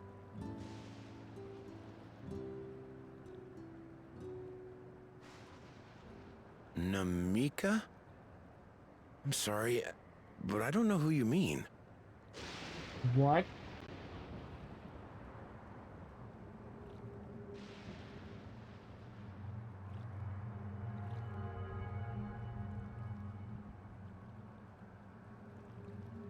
What? We were just with her. If this is some sort of a joke, it isn't funny.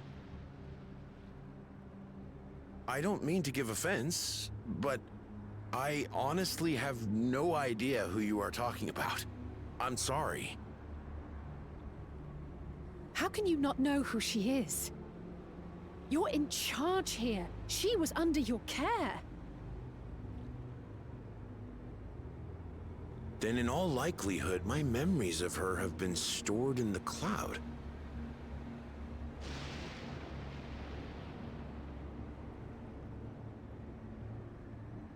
So is that what those had? Any person seemingly Can forgotten you- without reason is probably there, in the cloud. Oh, I really must be getting back to work. If you'll excuse me.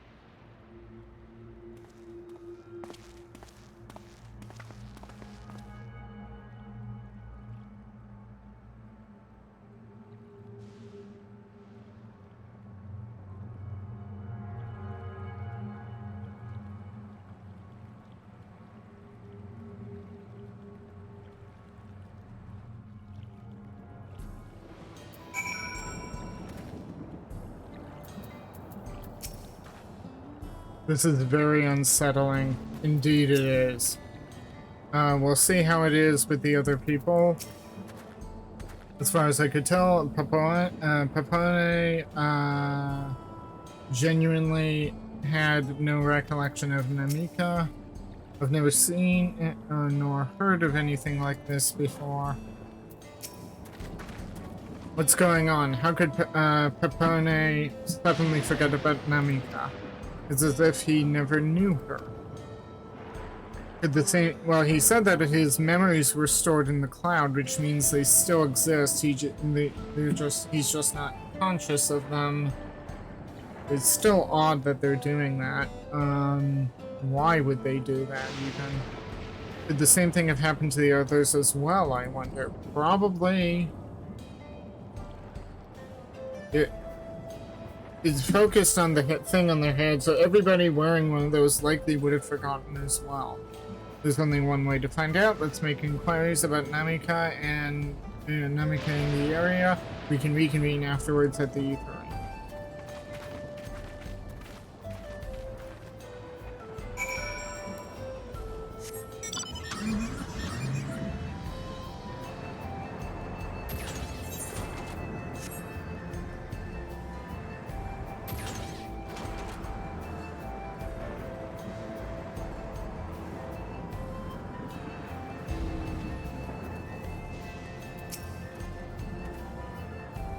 An old woman named Namika? I'm afraid I don't know that person. I'm sorry I couldn't be of help.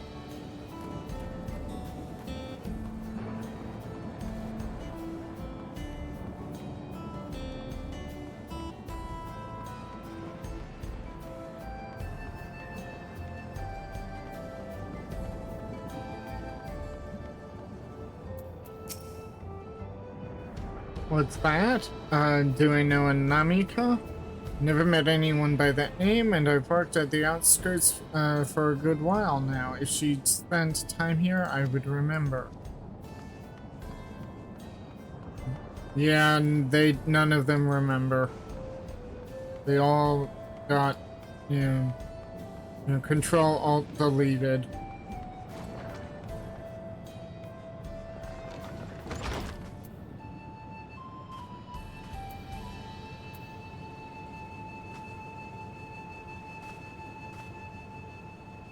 Wow, this person must not like their new Everkeep assignment. To say nothing. I do recall caring for someone until recently, and you can say that I do recall caring for someone until recently, and you say that it was a woman named Namika?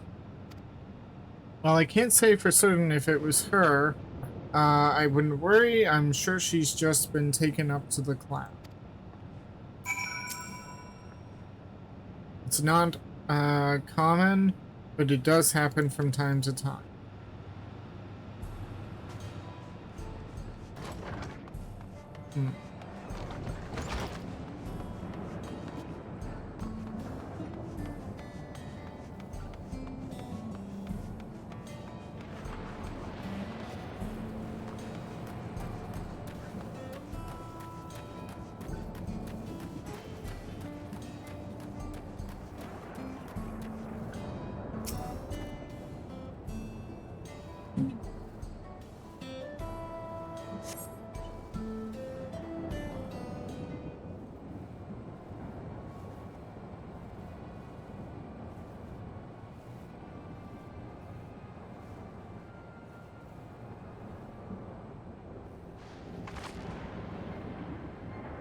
So it was the same for everyone. Not a single person remembers Namika. It's as if the memory of her has been purged from their minds. While such a thing might be done with magic, to alter the memories of so many at once would be a tremendous undertaking. We would have felt a surge of ether corresponding to the Act 2, and I sensed none in that moment. Neither did I, but I did notice something else. Right before Pepone seemingly forgot, a light in the device on his head began to blink. Could there be a connection? Someone also said something about soul sounds. But who might we ask about this? If we continued making such inquiries, I expect we would only cause confusion. Indeed, if we can't readily resolve the mystery about Namika, perhaps we could search for Kakiwa instead. Sveen said to try the Thunder Yards. It should be in this direction. What's that?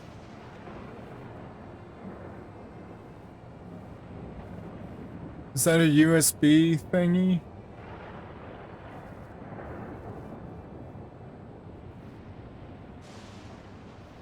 Impossible! Unidentified floating object. We literally just said look at Kakiwa, and this is Kakiwa, isn't it?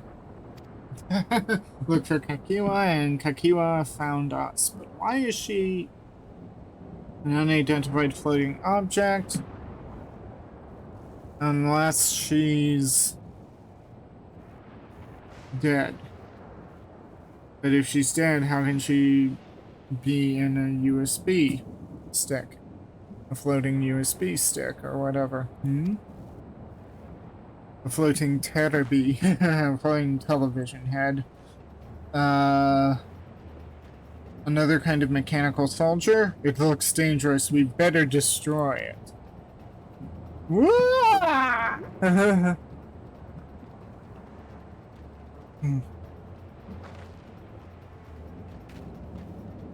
Should we give chase? I think I'd understood our words. It may be worth asking some questions. Ernville, are you alright? You look like you've seen a ghost. It's nothing. I'm fine. Did he recognize the voice? Was it Kakiwa? Well, it went off in the direction we're headed anyway, so let's try to track it down.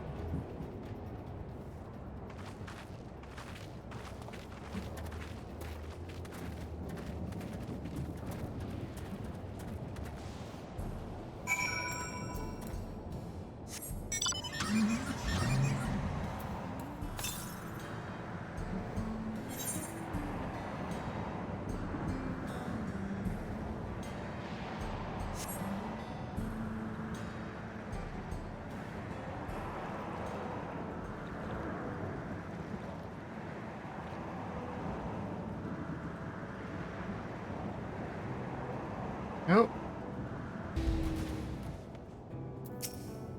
It's faster than it looks.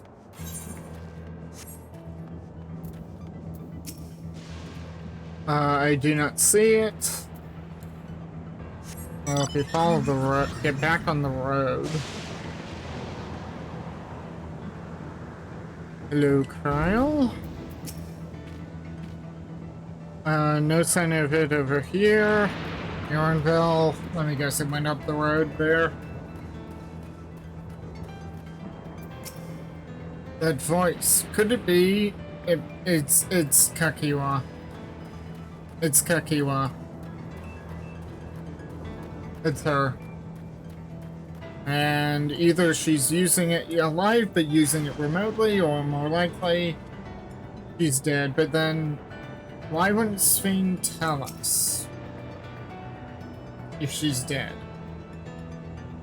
Then again, she's hiding a lot of other things and lying about other things, so...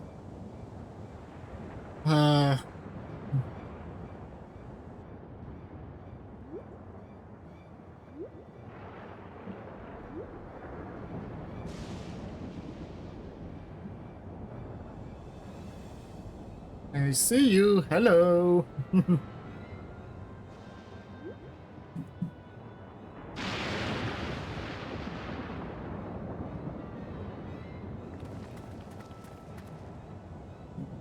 You found it? Or it's Kakiwa somehow. To the northeast. Then it must be bound for the mine. Come on then. It could well be a trap, so let's not rush in too quick.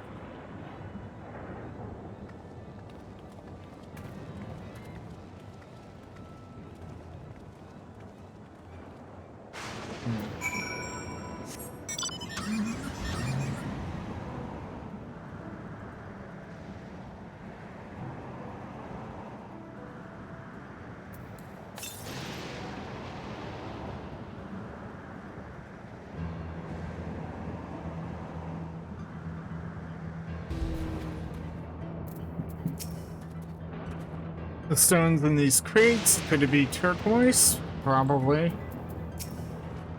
I think it's safe to assume it went into the mines. An old coal mine, it appears to have long since been abandoned, like so many others. So it went in here. That seems to be the consensus. I heard faint voices coming from inside, so it's not alone, but we're still going in, of course. This may be a trap, but be ready for a fight, everyone.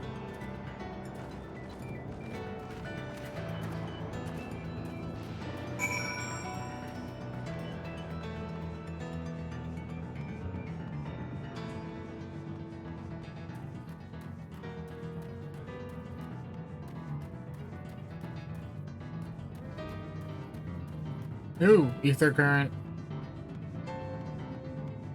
Pardon me if I go for the ether current first.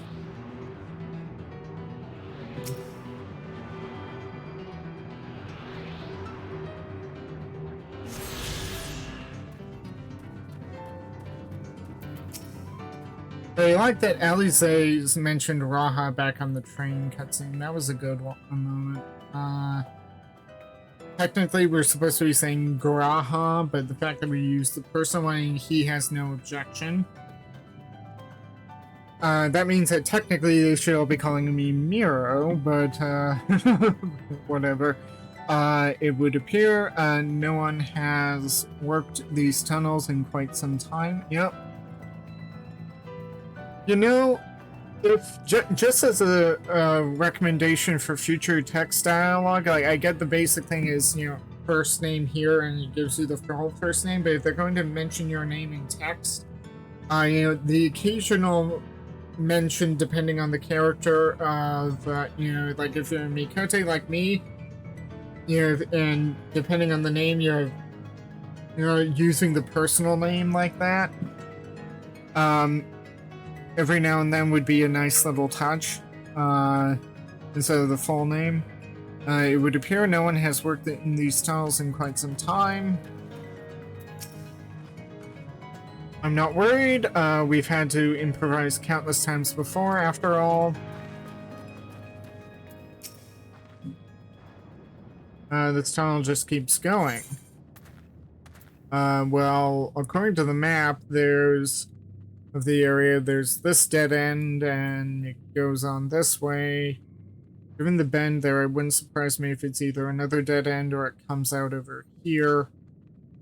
Electric potential. Well, here's the Thunder Yards. This point here is the Thunder Yards.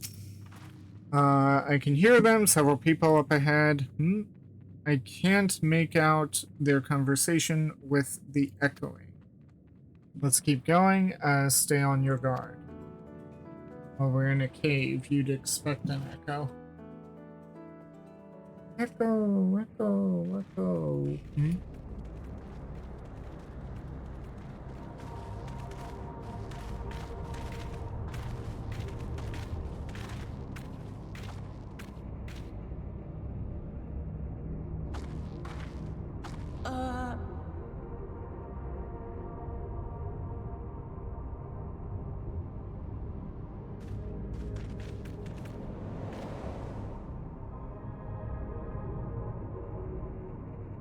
What is this?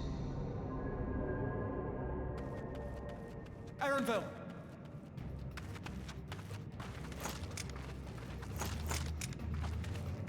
A trap?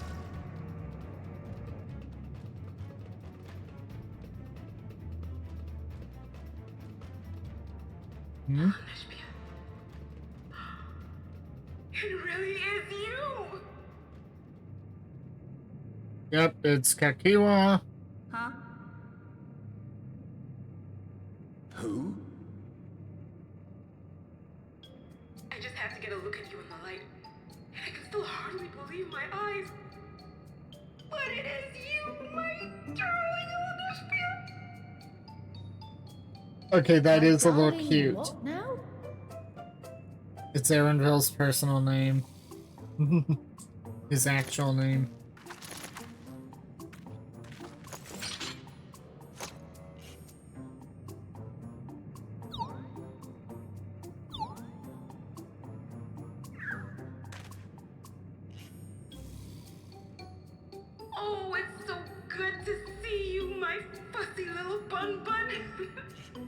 But what are you doing here?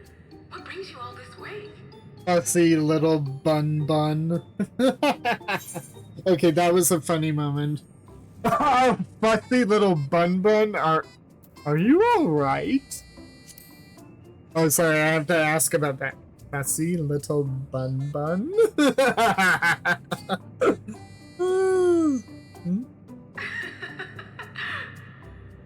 Why the long face? Aren't you happy to see me after all this time? I'd know that laugh anywhere. Mother? Wait. Since when was your mother a weird floating thing? And what have we here? Say, aren't you Gulu Jaja's kitten? I knew I recognized that adorable fuzzy face! Ellen Espia was always so excited whenever you invited him over to play. You remember me, I hope? I can't say that I do, but you know my father?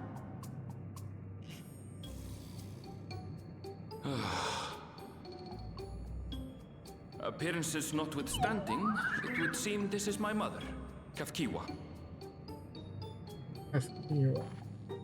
I'm sorry? Oh, this won't do. Come in! Friends of my Ellen Espia are always welcome. All I ask is a little forewarning, but no.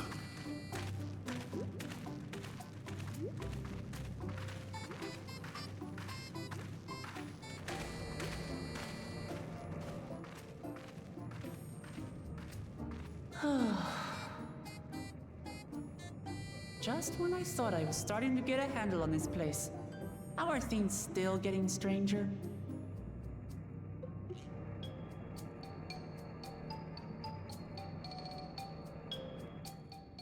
No, this is par for the course. Whoa! Don't. Oh god, not the radio. Oh, sorry, this is. They're using the same music for the train station in Garlemald, but this just made me remember the radio. Ah! No! At this point, I doubt anything could possibly surprise me. Famous last words, Krile. Erenvil's mother is a floating machine. Right. That makes about as much sense as everything else thus far. The Alakans had machines that could be controlled remotely. Is she using something similar to communicate with us? It's certainly possible. I can't say I understand what's going on, but at least Kakiwa is safe. As far as I can tell, this is indeed my mother. I can think of few people in the world quite so spirited. But as to what's happened, we'll need to ask her.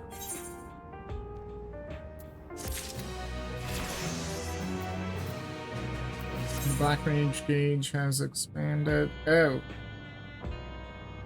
The Enochian bar will fill every 30 seconds. Oh, so now instead of 2, I have 3.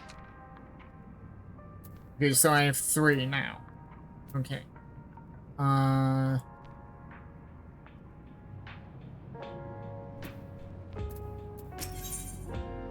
Gone and forgotten. She's dead. Like. Rip Kakiwa. But then how is she talking to us? That's... like, unless she's in this cloud thing and can somehow communicate with us. Erenville is conflicted by this long-fated reunion. Let us hear what she has to say. Okay.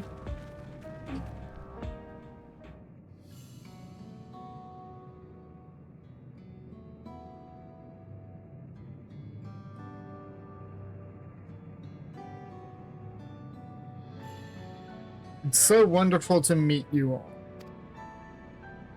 And she's a USB head.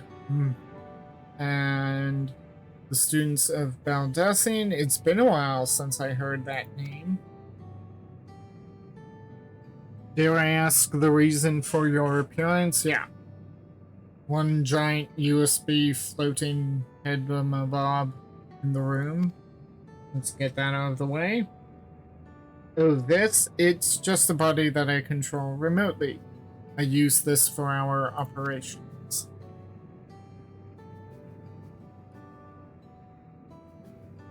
We're members of a resistance organization, Oblivion. We call ourselves, and our goal is to thwart Zoralja's ambitions for conquest. As the leader, it's prudent that I remain where I can be easily found. I see. Whimsical appearances notwithstanding, yours is a serious cause. Right you are, though truth be told, Oblivion was founded for an altogether different purpose. And that is... As I expect you've already noticed, everything you see within this dome, the buildings, the people, the very earth beneath our feet, is a fusion of two worlds. Stopping such a fusion was Oblivion's original mission, which they clearly failed. Then does that mean you know who or what is responsible for it? I'm afraid not. This was a long time ago, and our mission statement has become more of a legend that's passed down to members. By the time we joined, our sole objective was stopping Zoralja. But we failed. And now he's taken his army outside the dome. Okay, so that's sad face. Or upset face.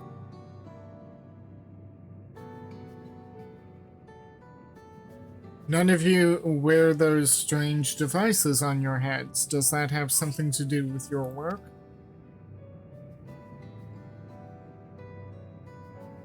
Okay, that was my chat just leaning back. I thought I heard a ping. You mean this? It's a regulator. The pinnacle of electro technology, and that we don't wear it is indeed related to our operations.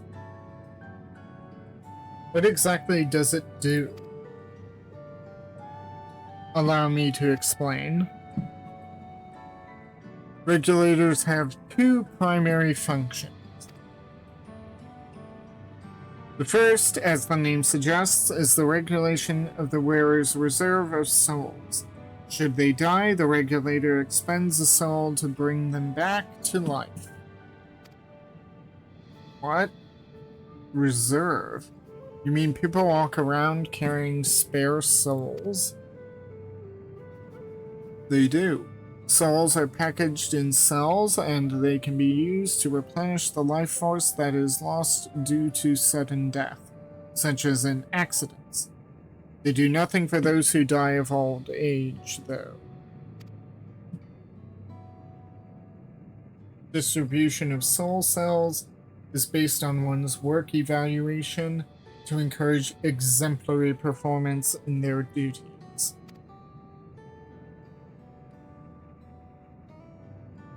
Souls is a common resource and payment for services rendered.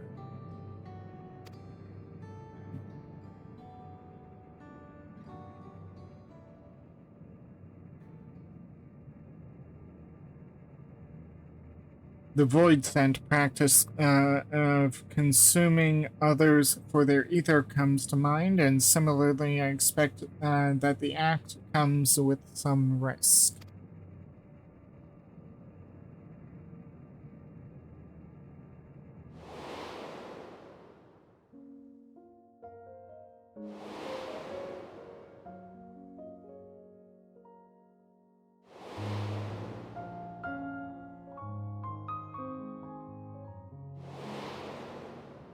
Okay, so here's where the Endwalker patch content comes in. And doesn't it dilute your sense of self? wouldn't the consciousness of others corrupt your own? Ooh. Good question.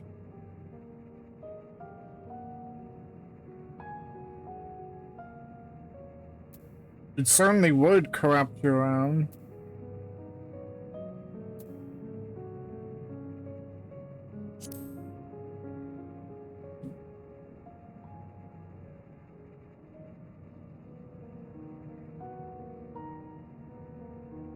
That is prevented through memory management, a process in which regulators also play a role.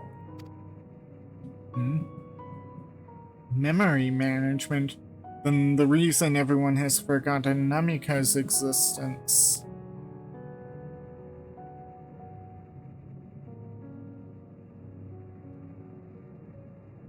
The regulators are constantly recording the memories of the wearer, so if they should suddenly die, their memories can be refreshed as part of the restoration process. This is how they preserve one's identity and sense of self. However, the regulators are also triggered when someone else dies.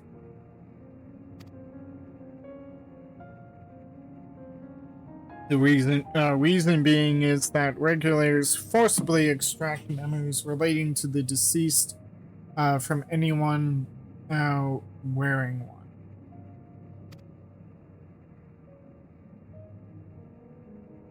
Why would they do such a thing?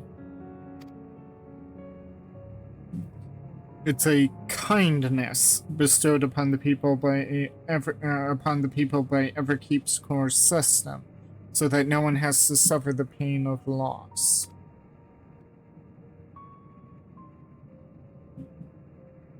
So this is what is meant by their memories being uploaded in it technically would be an upload in the cloud. Indeed, all memories of the deceased are wiped from the minds of the people and archived in the system. But what happens then if the one person dies, everyone else forgets about who's still living, but who knew then forget about them, then that person dies, do they get their memories back? Or do they get uploaded into the cloud with no memory of the other person that they knew? Because then, what happens then? And why store the memories of deceased people if the living don't remember them? It's a frightening function of the regulators and an integral step in soul cell production.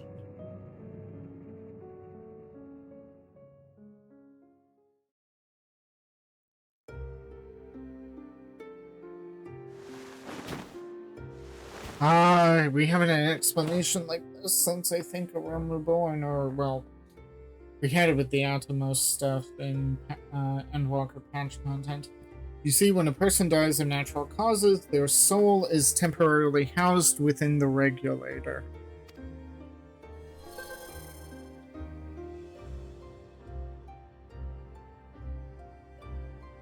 It's then delivered to a facility where memories are separated from the soul. Is that what the soldiers were doing? Why there were two orbs, the one for the soul clearly and the other one I guess was memories?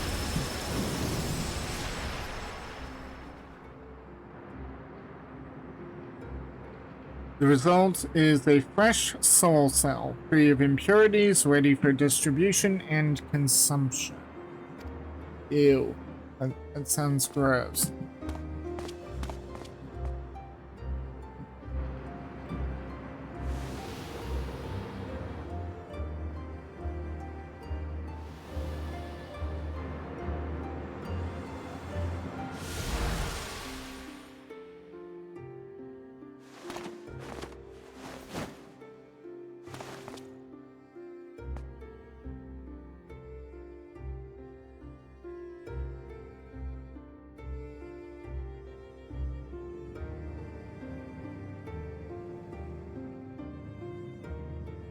Meanwhile, the memories are stored in the core system to be remembered forever.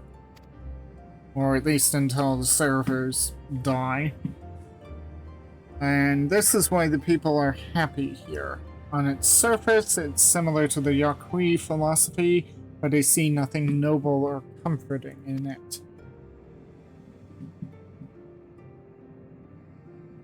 Well, it doesn't seem so terrible to me personally. All comes down to what you're used to, I suppose.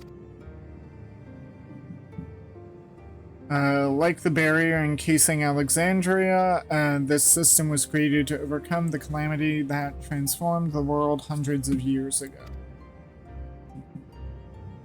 Amidst the mounting death toll, scientists used Electrope to devise a means to save what lives, or save what lives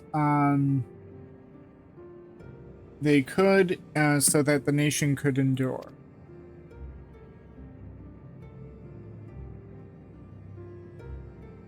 I understand the people of Alexandria did what they believed was best to save their people. I just find it hard to believe the Turali would also accept this way of living. It came as a shock to us as well. In fact, a great many were opposed to it. Which is why the use of regulators was never compulsory. The people have always been free to go without them if they so wish. Veen didn't strike me as the sort of ruler to impose her will on others. Ah, so you've already met. And she's the one who suggested we come to the Thunder Yards in the first place. She also said she wants to help us stop Zoralja. Awfully kind of her to point you in my direction and to speak so candidly as well. So she knows about Oblivion. And why does Zoralja not know? Wouldn't he want to stamp out any rebellion? Whatever her motives, she has given the people a choice: live with the risk of true death or the security of the regulators. And people being people, they choose everything that lives must someday die. That is the natural order of things. Quite right. But, however you feel about them, it would be easier to understand what the regulators are capable of if you saw it for yourself. I know just the person to show you, and as luck would have it, they should be starting work right about now. Who are we going to see exactly? Come with me and you'll find out. Okay.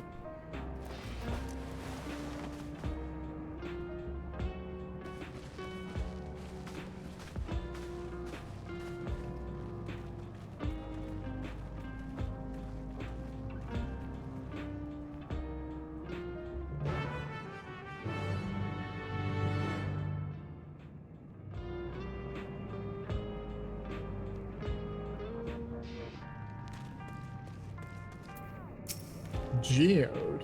Okay. Take care not to get struck by lightning out there. One fellow reckoned you could dodge them by jumping back the instant there's a flash, but that's crazy if you ask me. Nostalgia. Interesting names. The firearms make the most sense for people who don't have combat training like us. That's why we salvage as many as we can from the mechanical soldiers and convert them for our use. Wayakwe, that's a Tanotawa name. Nostalgia is my twin sister, like most people. We both used to wear regulators. But, well, let's just say a lot's happened. I have a feeling there's a story there and we're just not being told it. Ready to hide in a heartbeat. Well, we'll try not to get into trouble and bring it to your door.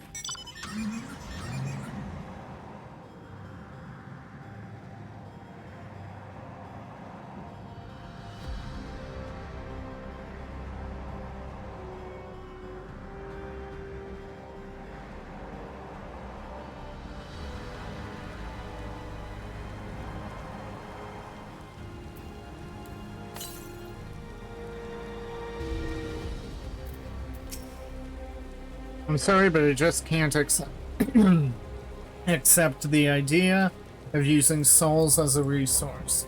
Yeah. Weird to see how the regulators work, but how? So those regulators are to blame for everyone forgetting Namika, for forgetting what a wonderful person she is. To alter the memories of the populace with such precision is no small feat. What does she intend to show us? Everyone here? Good. It is the responsibility of the Thunderyard's hunters to fell any fiends found wandering the area. We're to meet an acquaintance of mine, Strika. Or is it Strika? It doesn't sound like a, Turali name. One of the hunters.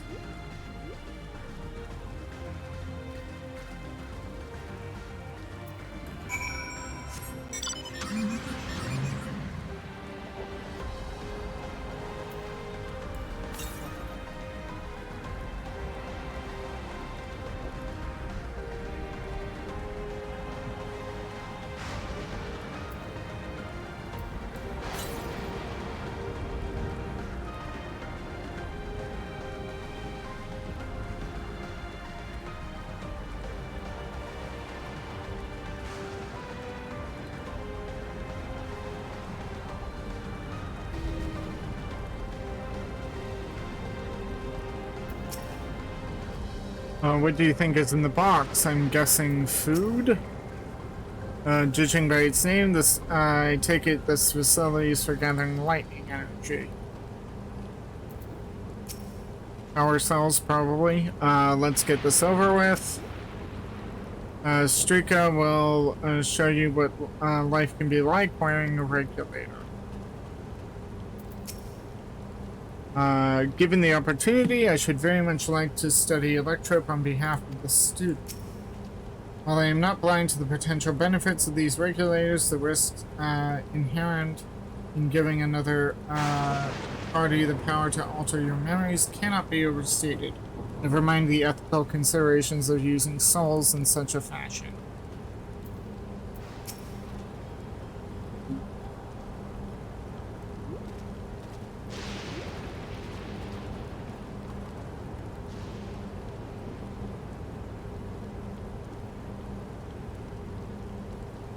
Akiwa, what are you doing here, and with so many friends?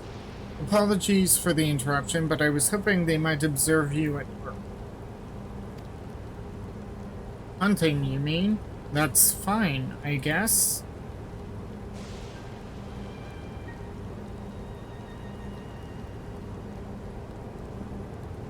Hold on, I assumed they were wearing special regulators like Queenstein's crown. But they aren't wearing anything at all. Special regulators. Could that be the crown she was wearing? It's much too dangerous to be here without one if they were struck by lightning, attacked by beasts. I can assure you they are all quite capable of looking after themselves. If anything should go amiss, I will take full responsibility. Well, don't say I didn't warn you. Danger aside, there really isn't much to see. Akira said you're a hunter, but wouldn't it be easy for those mechanical soldiers to guard this place? It would, if not for the fact that they're weak to lightning. The Thunderyard being what it is, they've been ordered to steer clear. Then why are there defective soldiers roaming around? Some good they are, but these facilities are vital to the upkeeping of Alexandria's infrastructure, so it falls to hunters like me to deal with any fiends.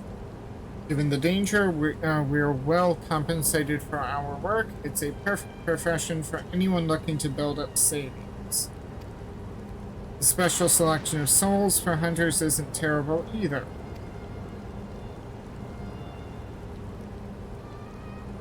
I brought this lot here to see this danger you speak of. If it's not too much trouble to ask. Ah, of course. In which case, it'd be a shame to waste my efforts on just any old beast.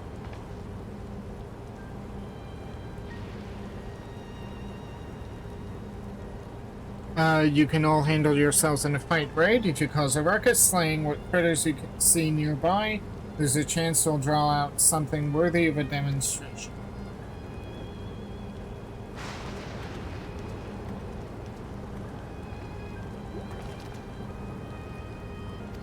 Let's... Oh, dang it. Alright, let's draw out as many as we can. Okay. I forgot to read that line, but basically... Yeah, let's try to... I'm afraid I must leave the fighting to you. Yeah, we know that. My fussy little bun was never any good at fighting, and this body of mine isn't suited to it either. We'll leave this work in your capable hands, but it's raining and we're in the Thunderyards. Are you sure you're going to be safe from lightning?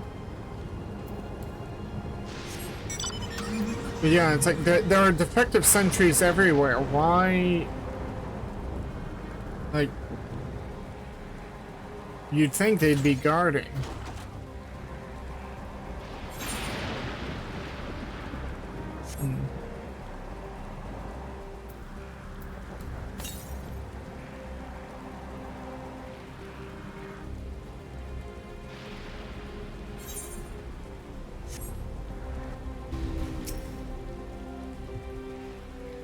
Well, we can deal with the ether current later, and as soon as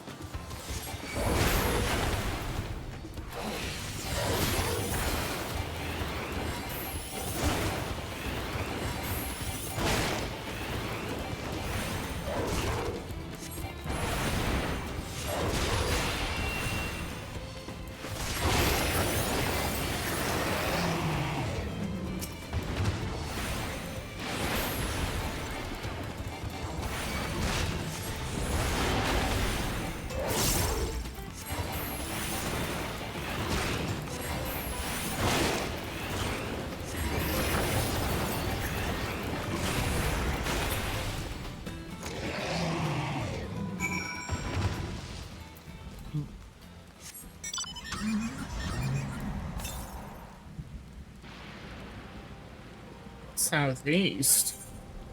Wait, you mean there's something up there?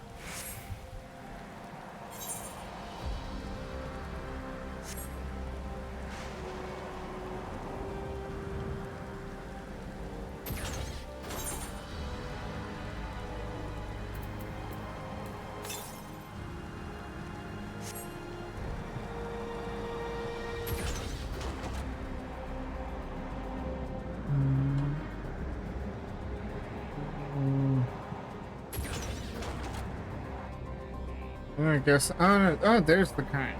Or there's a current.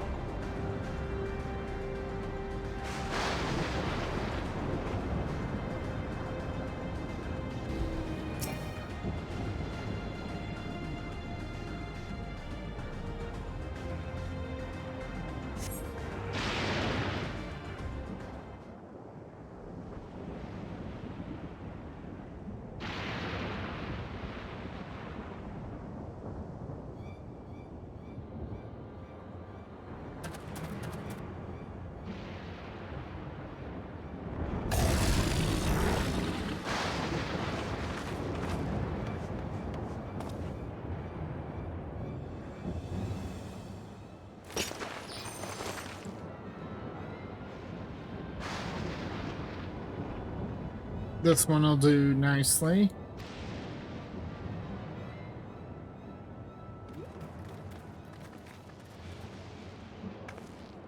We'll help you. It's fine, really. I faced worse. Just watch.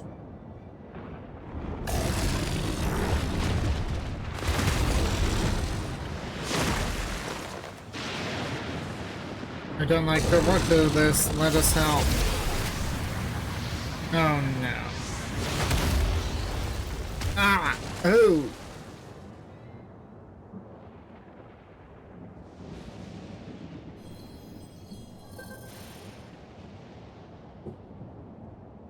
Well, preserve. Of course, the 12 no longer exists. Well, Derek exists, but as Derek, not as no Sean.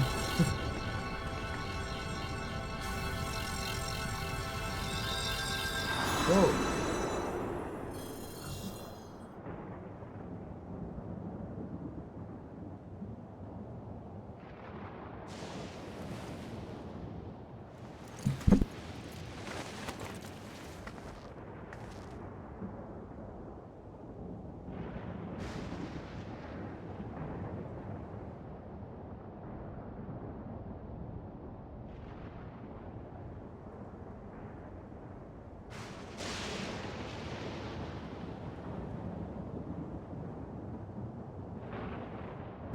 That was embarrassing. The bastard caught me off guard.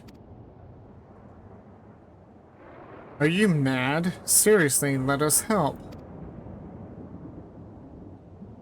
I told you not to worry. This will only take a moment.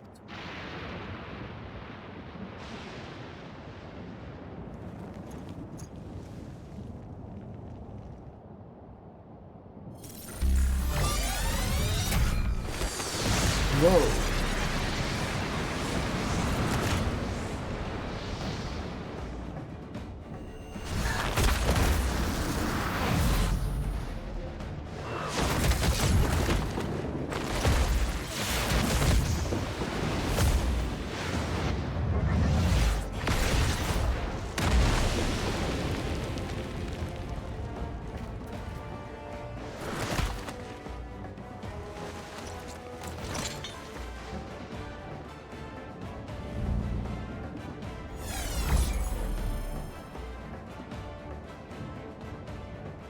Just like Zeralja. Come on, let's get out of here. Okay.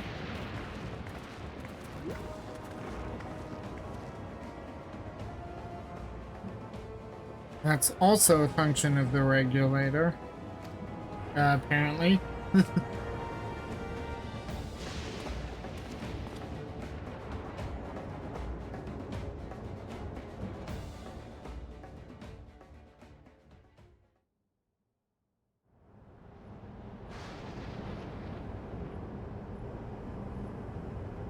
I think I understand now how Zeralja was able to return from the dead and defeat Papa, but I'm not sure what we saw at the end.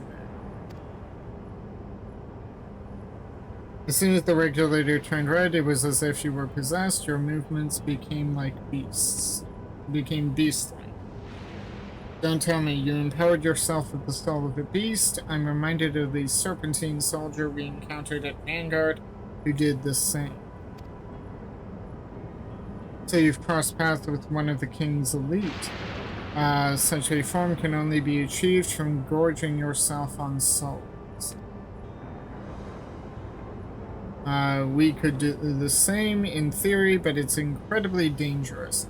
Besides, it's not as if they'd allow hunters to carry that many souls to begin with.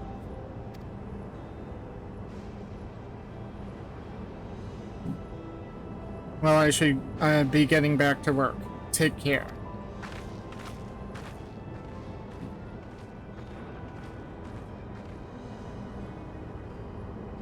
And there you have it. Regulators can be loaded with two kinds of souls, those of people and those of beasts.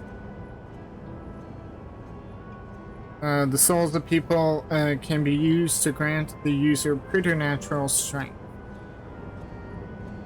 Naturally, they can also be used to ensure no one suffers an untimely death. And what about the souls of beasts? They work in much the same fashion, imbuing you the strength of the chosen animal. If, for example, you use the soul of a wolf, you would grow more agile and feral, as you saw with Strika. Using several of the same type at once, however, would result in physical changes. Your teeth might become fangs, your nails claws. Too many, and you'll become more beast than man. Changing one's form through the souls of other beings. It becomes more and more reminiscent of Void Scent. Or what Hermes did to himself in Alpus. Yet, unlike the Void, where the cycle of death and rebirth is simply broken, souls here are forcibly taken before they might reach the ethereal sea, different means to achieve similar ends. A cycle to which all within the dome are bound.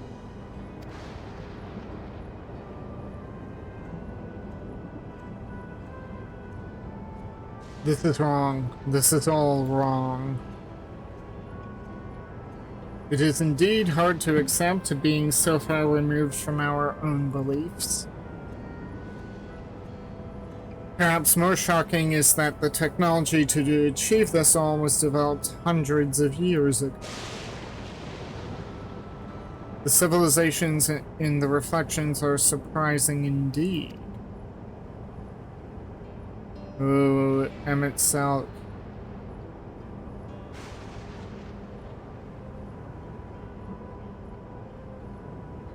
Why did it focus on Wuklamat?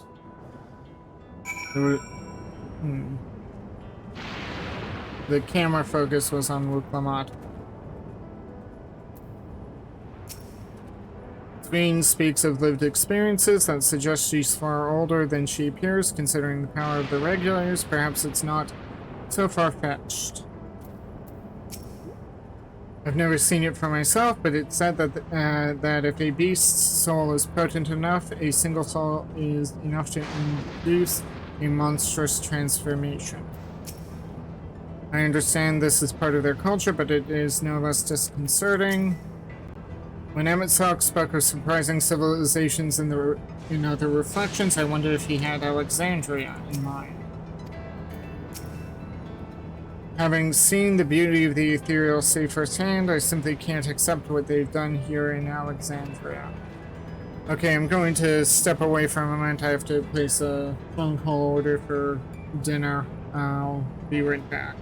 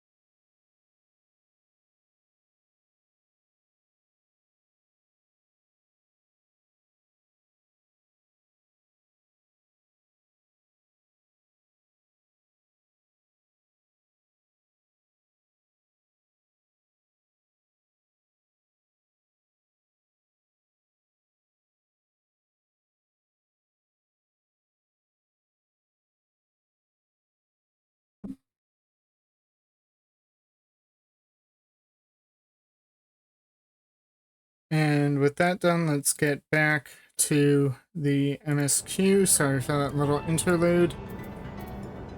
In fact, while we all have our thoughts on souls, for now, the important thing is that we know what powers Zoraja has at his disposal.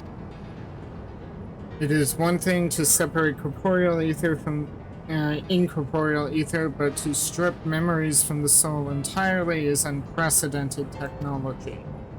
This is no longer only to the Yolals concerned. With this newfound power, Zoraja has become a real threat to the entire world.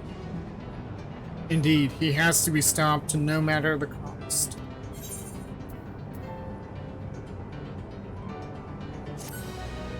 Given the difficulty I had with Vanguard, I'm starting to wonder if I should do...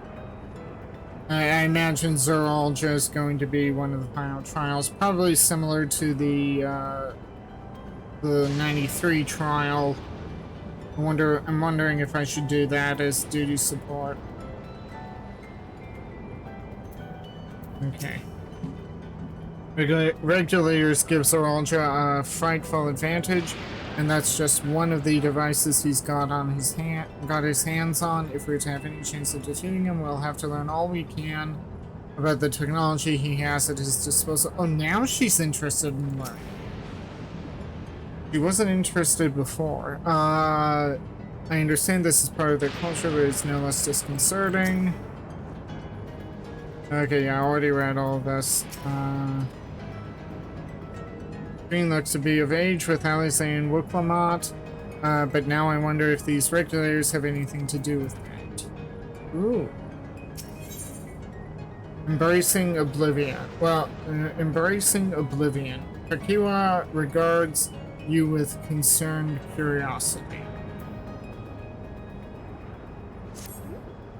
I trust you've gained an insight into the use of souls in Alexandria.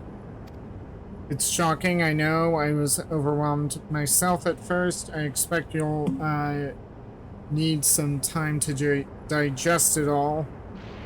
Given the image of a cake, that's a bit of a bad pun. I'm reading there, but for now, let's head back to Earth and Sky. Then back to headquarters. At this rate... There's something I want to discuss with everyone. Let's take a moment before we head into the tunnel. There's something I want to... 238 yalms east, so there's something... Oh, there's another current over here.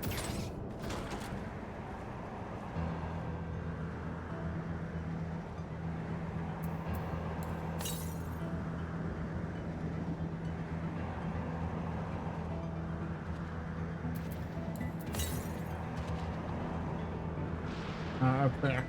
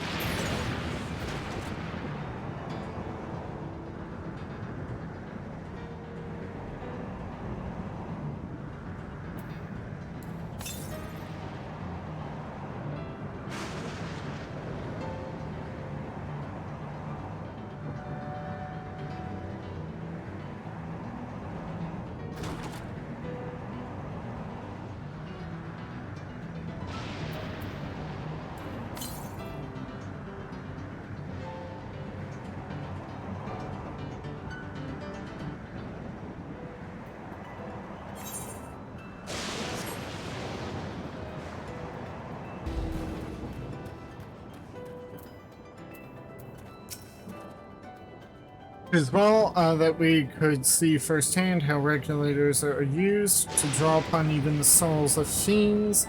I shudder to imagine how powerful Zoraja could become. And he'd probably want to save every last soul he could for himself at that rate. What does Lamachi wish to discuss, I wonder? To think that everyone has lived here for 30 years, long enough to become accustomed to the way of life. I understand the argument that we should keep an open mind if this practice is integral to their culture, but every fiber of my being rails against it.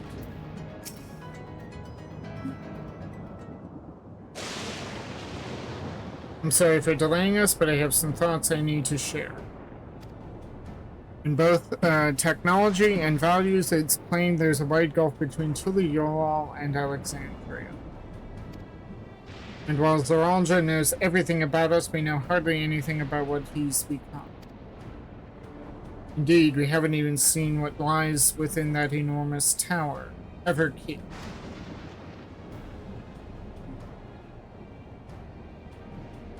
So here, I'd like to make a proposal. Okay? That is, we work with Kakiwa and her people. We need to learn as much as we can about the enemy. The quickest way would be to join hands with Oblivion.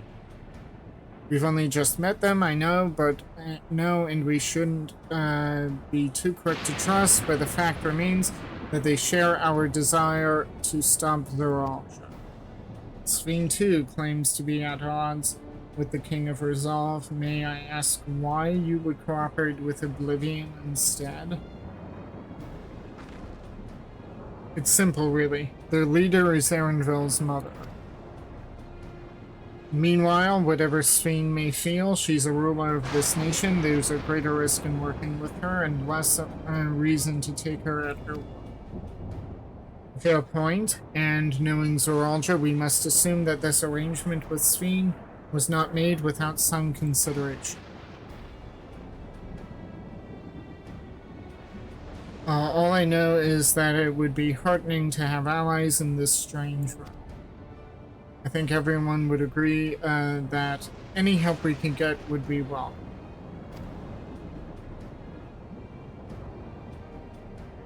Hold on, there's no guarantee that it's actually my mother behind the machine. Without seeing her in the flesh, we can't rule out the possibility of a ploy. If it turns out to be a trap, we endanger not only ourselves, but everyone in Tuliyollal. As you say, we have no proof that it really is Kakiwa. But I make my proposal in full awareness of this. Whether we are going to war, we're technically already at war, but whatever. Are striving for peace.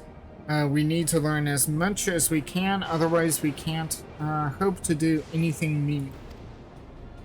As it stands, we know too little about this realm. We need to remedy that. We need to study the enemy, and when the time comes, strike down Zoralja for good and all.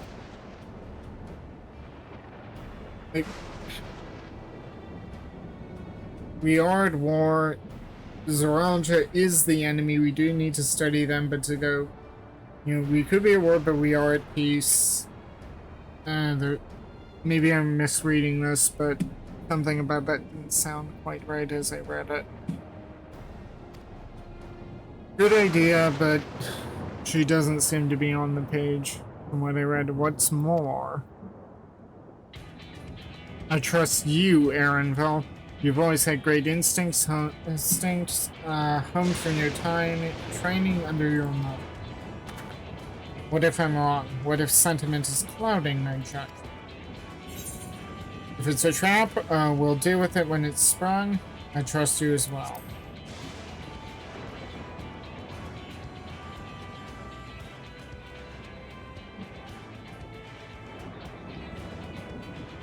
That's always the way of it with you. Fine, if you're set on this, then I'll say no more.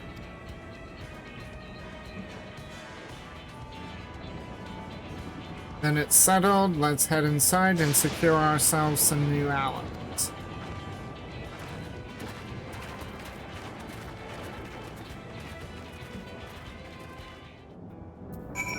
Okay, we're after 3 hours. Let's get through the end of this Embracing Oblivion quest, and then I think I'll call it quits here, because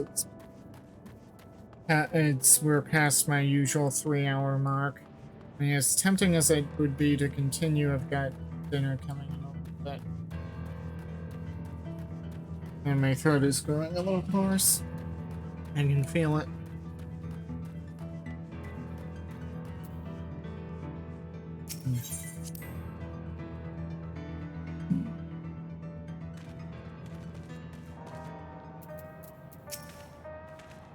I agree with Wiclamud. It's a gamble regardless of whether or not we choose to work with the people here, and more knowledge is better than less. While I'm all for dealing with Zoraljah, we need to consider how our actions may affect ordinary Alexandrians. They're not the enemy after all. We've already been down this road with Yulmore, I say. Yeah, but it's, you know, you're kind of pointing out the obvious there. The power of resolve is possessed of conviction and flexibility both. If the tales are true, she learned much in the course of the Ray of Succession. She learned stuff, not necessarily much. With the resources at their disposal, I'm hopeful Kakiwa and her people will make great allies.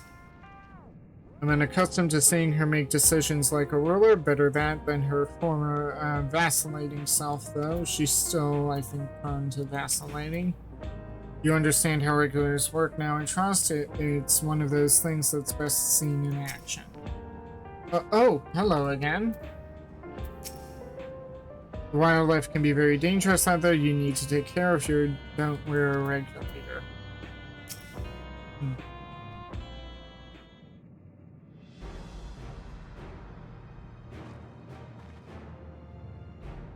Kakiwa, there's something I need to tell you and your people.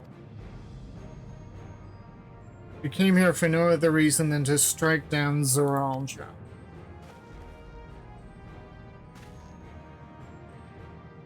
But I thought he was your brother.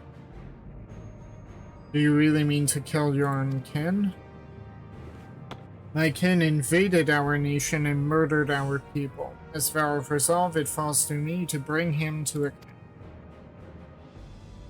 I am prepared to do what I must, and I won't hesitate when the time comes. Like us, you and yours oppose Zoraljah. In light of this, I propose that we work together to stop him once and for all.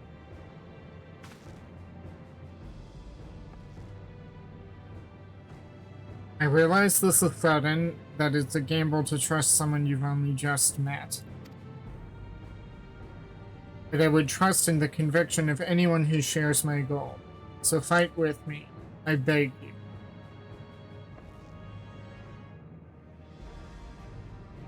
As you say, our goals align, and I don't doubt your resolve in the least.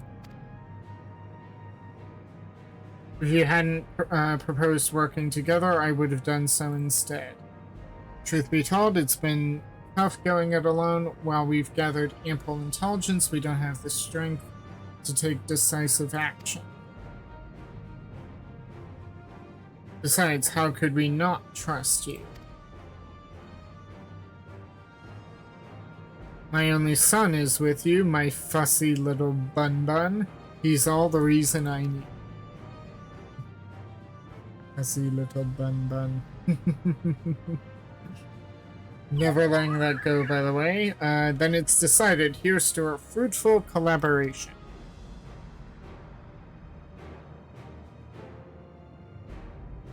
Thank you, Kakiwa. Everyone. Together we'll achieve great things, I'm sure of it. Then let's not waste any time. We've been wondering about Zoraljah's whereabouts. Is there a palace inside that tower? After a fashion, the king resides on the uppermost level, while Queen Sphene has a penchant for going out in public. He seldom shows himself. What's more, his movements are highly classified. Not even his commanders are privy to that information. If anyone knows where he is at any given time, it could be only the Queen. Even if we don't know his whereabouts, Zoralja will eventually march onto the Yolol again. That's when we can go after him. The drawback is we have to wait for the invasion to happen. Innocents would be put in harm's way. There's also the possibility that he'll leave everything to his minions and not command the army in person. That wouldn't be like him. No, he'll take the field. What makes you so certain? My brother has always yearned to surpass our father. That's why he attacked Tiliolol. After waiting for 30 years, the first thing he wanted to do was demonstrate his newfound strength. But killing Papa didn't satisfy him, so now he's bent on proving himself stronger than me and Kona, who bested him in the right of succession. He challenged me to strike him down. He wants a duel to show everyone that he's superior to the Dawn Servant, and he won't let his minions deprive him of the pleasure. That's why then why hasn't he appeared and given you your chance? Surely he's aware of our presence here. Good point.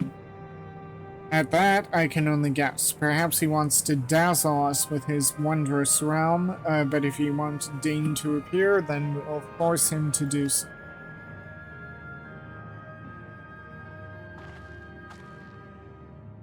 Even as we gather intelligence, we make no move to attack him, show absolutely no interest in a confrontation.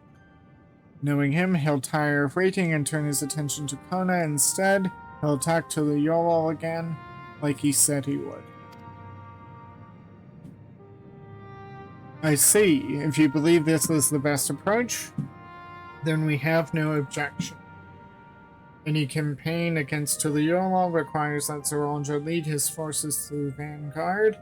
We'll have lookouts, keep an eye on it day and night. Such a strategy is certainly viable. If we're proceeding with it, though, we should warn those outside.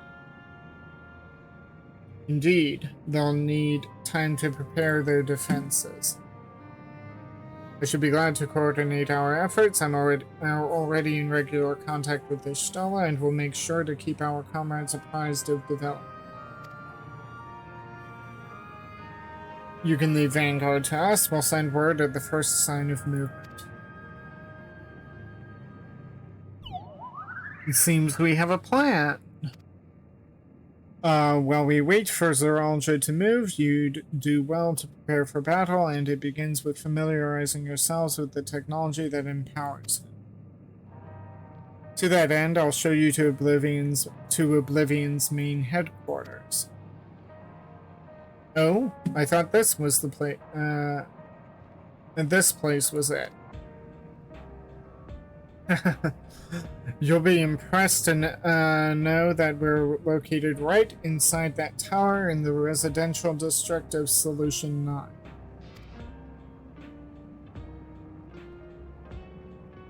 Hiding a tree in the forest, as it were.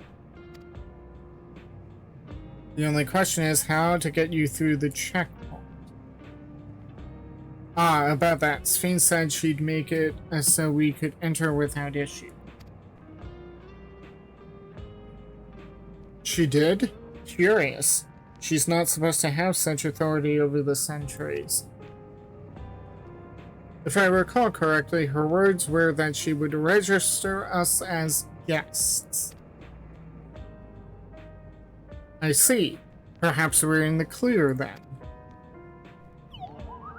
When you're ready, come and meet me at the tower entrance.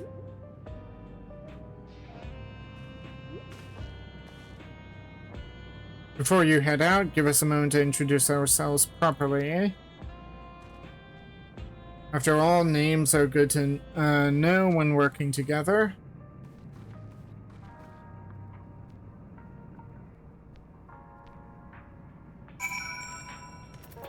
Ooh.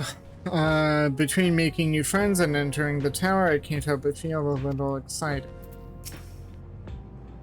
Is it just me, or are Erinville and Kakiwa complete opposites in personality? They are, and it's not unusual for children to develop differences in personality. The intelligence that Kakiwa and her people possess will be very useful to our efforts. If this isn't their main headquarters, I can't imagine what the actual place is like. It's eerie hearing my mother's voice coming from that peculiar machine. It's because she's dead and speaking from beyond the grave. Good with the program, Erinville. Nice to meet you. If Kakiwa trusts you, then so do we.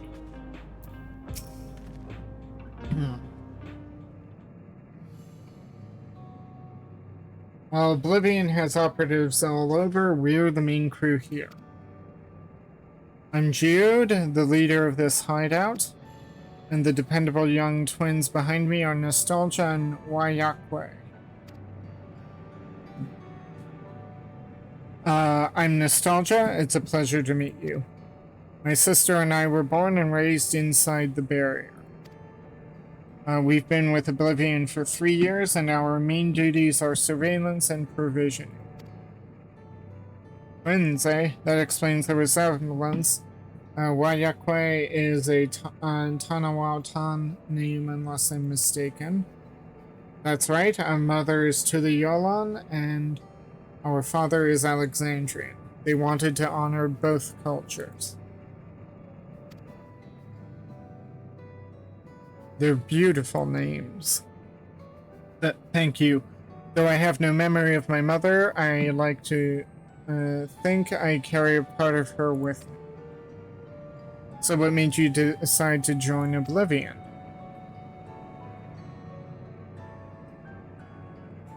We wanted to avenge our father. Ambrose was his name, and years ago he was taken away after a scuffle with a soldier over a disagreement. It was a minor incident, so at first we clung to the hope that he'd be released, but when months went by with no word from or about him, we made the decision to remove our regulators. We had already lost the memories of our mother. We didn't want to lose those of our father as well. They've all forgotten about him now, everyone who had known him. That bastard. Even here he thinks nothing of his own people. Sometime later, we were approached by a member of Oblivion hoping to get justice for our father. We joined the Order. I'm sorry, I didn't mean to darken the mood. No, I appreciate you sharing this. Together we'll avenge your father. Thank you. Something tells me you have what it takes. Introduce yourself too. Go on. It's pretty much the same story for me. And while my name is a Tanawautan name, I haven't the faintest how things are outside the barrier. It's my dream to go and see it with my own eyes, our mother's homeland. Once peace is restored, you must come and visit. The wilds are beautiful, the food delicious, and everyone's so nice. You'll love it.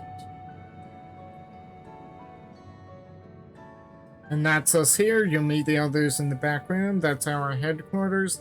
Some of them are a little eccentric, but they've good hearts all. Elenishvia, one last thing. It isn't exactly my place to say this, but thank you for seeking out Kakiwa. She talks about you so much, it's clear how important you are to her.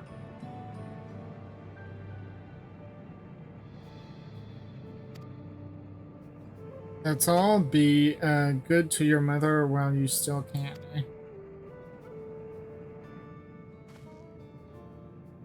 Well, we'll let you go now. Feel free to use this hideout as you like.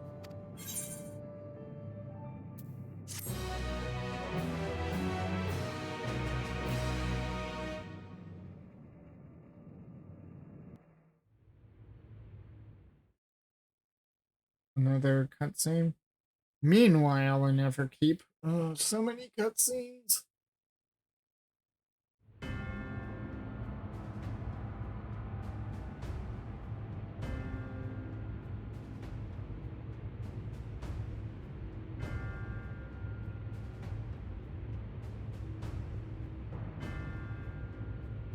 You've been consulting with Wuk Lamat.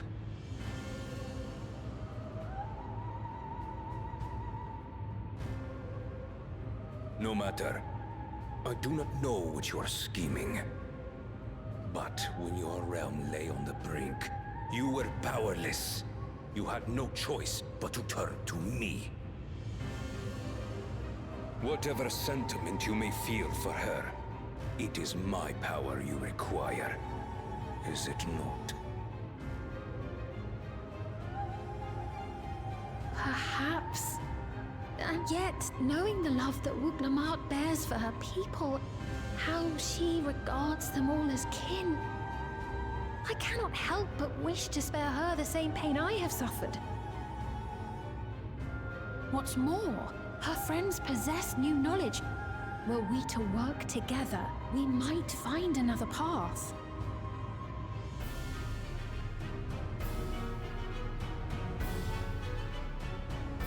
I know you're loath to consider it, but is there no hope for peace with Tuliolo? What we've already done may be unforgivable, but it needn't continue. You needn't kill your brother and sister. I slew my only flesh and blood. Yet you attempt to sway me with an appeal to family. The memory of my father's final moments still fills me with disappointment. Age came for him before I did. For long years, I sought to prove the miracle. And weak as he was, defeating him achieved nothing. To kill them is my only recourse. Wuk Lamat and Kona, who bested him as he was in his prime. So it's an They are still inferiority your complex. siblings, even if not by blood. That such bonds should mean so little to you.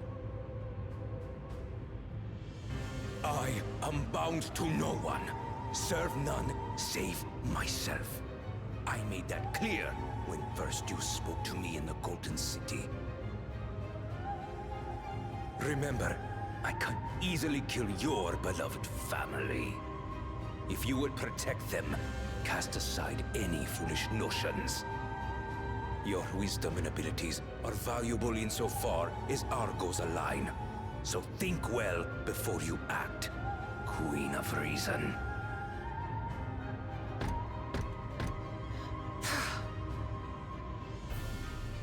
Wuk Lamat, if you are father's worthy successor, then you will find your way to me. But should you fall short, I will lay waste to Tuli Yolal.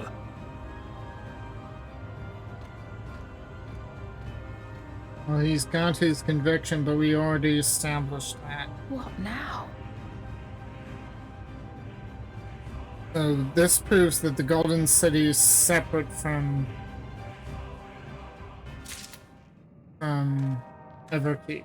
These are two separate, even though it's all Alexandrian. The Golden City is separate from Solution 9. Okay. Still in 97 quests. I'm gonna call it quits here, and when we resume, we'll pick up where we left off. If you liked what you saw at any point, please like, share, and subscribe on YouTube. Give me a follow on Twitch. Hit the notification bells. And with that, I shall see you anon, friends.